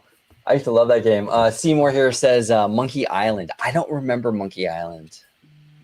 Was that Nintendo or Sega, Seymour? And like around what time did that come out? Because I kind of got out of gaming. Like my last gaming system was like the N64. So it's been a while for me. While we're waiting to see, did you play were you a Donkey Kong? Oh yeah, fan? Donkey Kong Like Country Donkey on Kong? Super Yeah. Nintendo. Absolutely. Yeah, cool. Yeah, no, absolutely. I used to love Donkey Kong. Good night, CJ Striker. Thank you so much for joining us. CJ. It's been a lot of fun. Seymour Duck here says 1990 LucasArts. LucasArts. I don't remember that one. No, I don't either. What was the one from? Oh God, what was that one about the mansion where you would have to like? There was like these clues in the mansion. Oh my God, it was for the PC. Oh, it's gonna kill me now. I'll have to look it up and we'll have to talk about it on another video. I'm trying to remember. Michael, GoldenEye. Yeah, I did play GoldenEye. I remember that well. Yeah, GoldenEye for the Super Nintendo. Really crazy stuff. And then Michael here continues with I Miss LucasArts. They developed a Star Wars game like Rogue Squadron. I know. I was sad. That was actually one of the first things Disney did when they bought Star Wars, Lucasfilm, was they shut down LucasArts. They shut it down. Or, maybe we'll appreciate that. It was a shutdown. Blackpink song. But I want to thank everybody for joining us today to my 2-hour and 50-minute crew. Thank you for joining us for this extended edition of OG55 Live. Really had a great time with everybody today. This was a really, really fun time. We're going to do more of these live chats, live shows, just talking about whatever's on your mind. We talked about everything today. Parks. We talked about K-pop. We talked about video games. We talked about George not getting freaky in the Disneyland bathroom. Ronto raps, the whole thing. It's been great. But I want to thank everybody in the chat. It was awesome, awesome, awesome. George, if you could here we go. We're going to end it with a banger live show. Absolutely, Kaylee, an absolute banger. An absolute banger. George. Jesus God. That's great. Oh my gosh. If you could let everybody at home know, George, where they can find you on social media, sir. Absolutely. You can find I was like, you can find me on X, formerly known as Twitter, at Disney George. You could also find me on Instagram under the Disney Italiano. And of course, you'll find me here on my home base at Orange Grove 55 with Citrus Corner with all that sweet, juicy, but sometimes sticky Disney news and info. Yeah, buddy. There we go. There we go. It's a wrap. Thank you all so much for joining us. We're going to do another live show very, very soon. Until then, thank you all for watching OG55.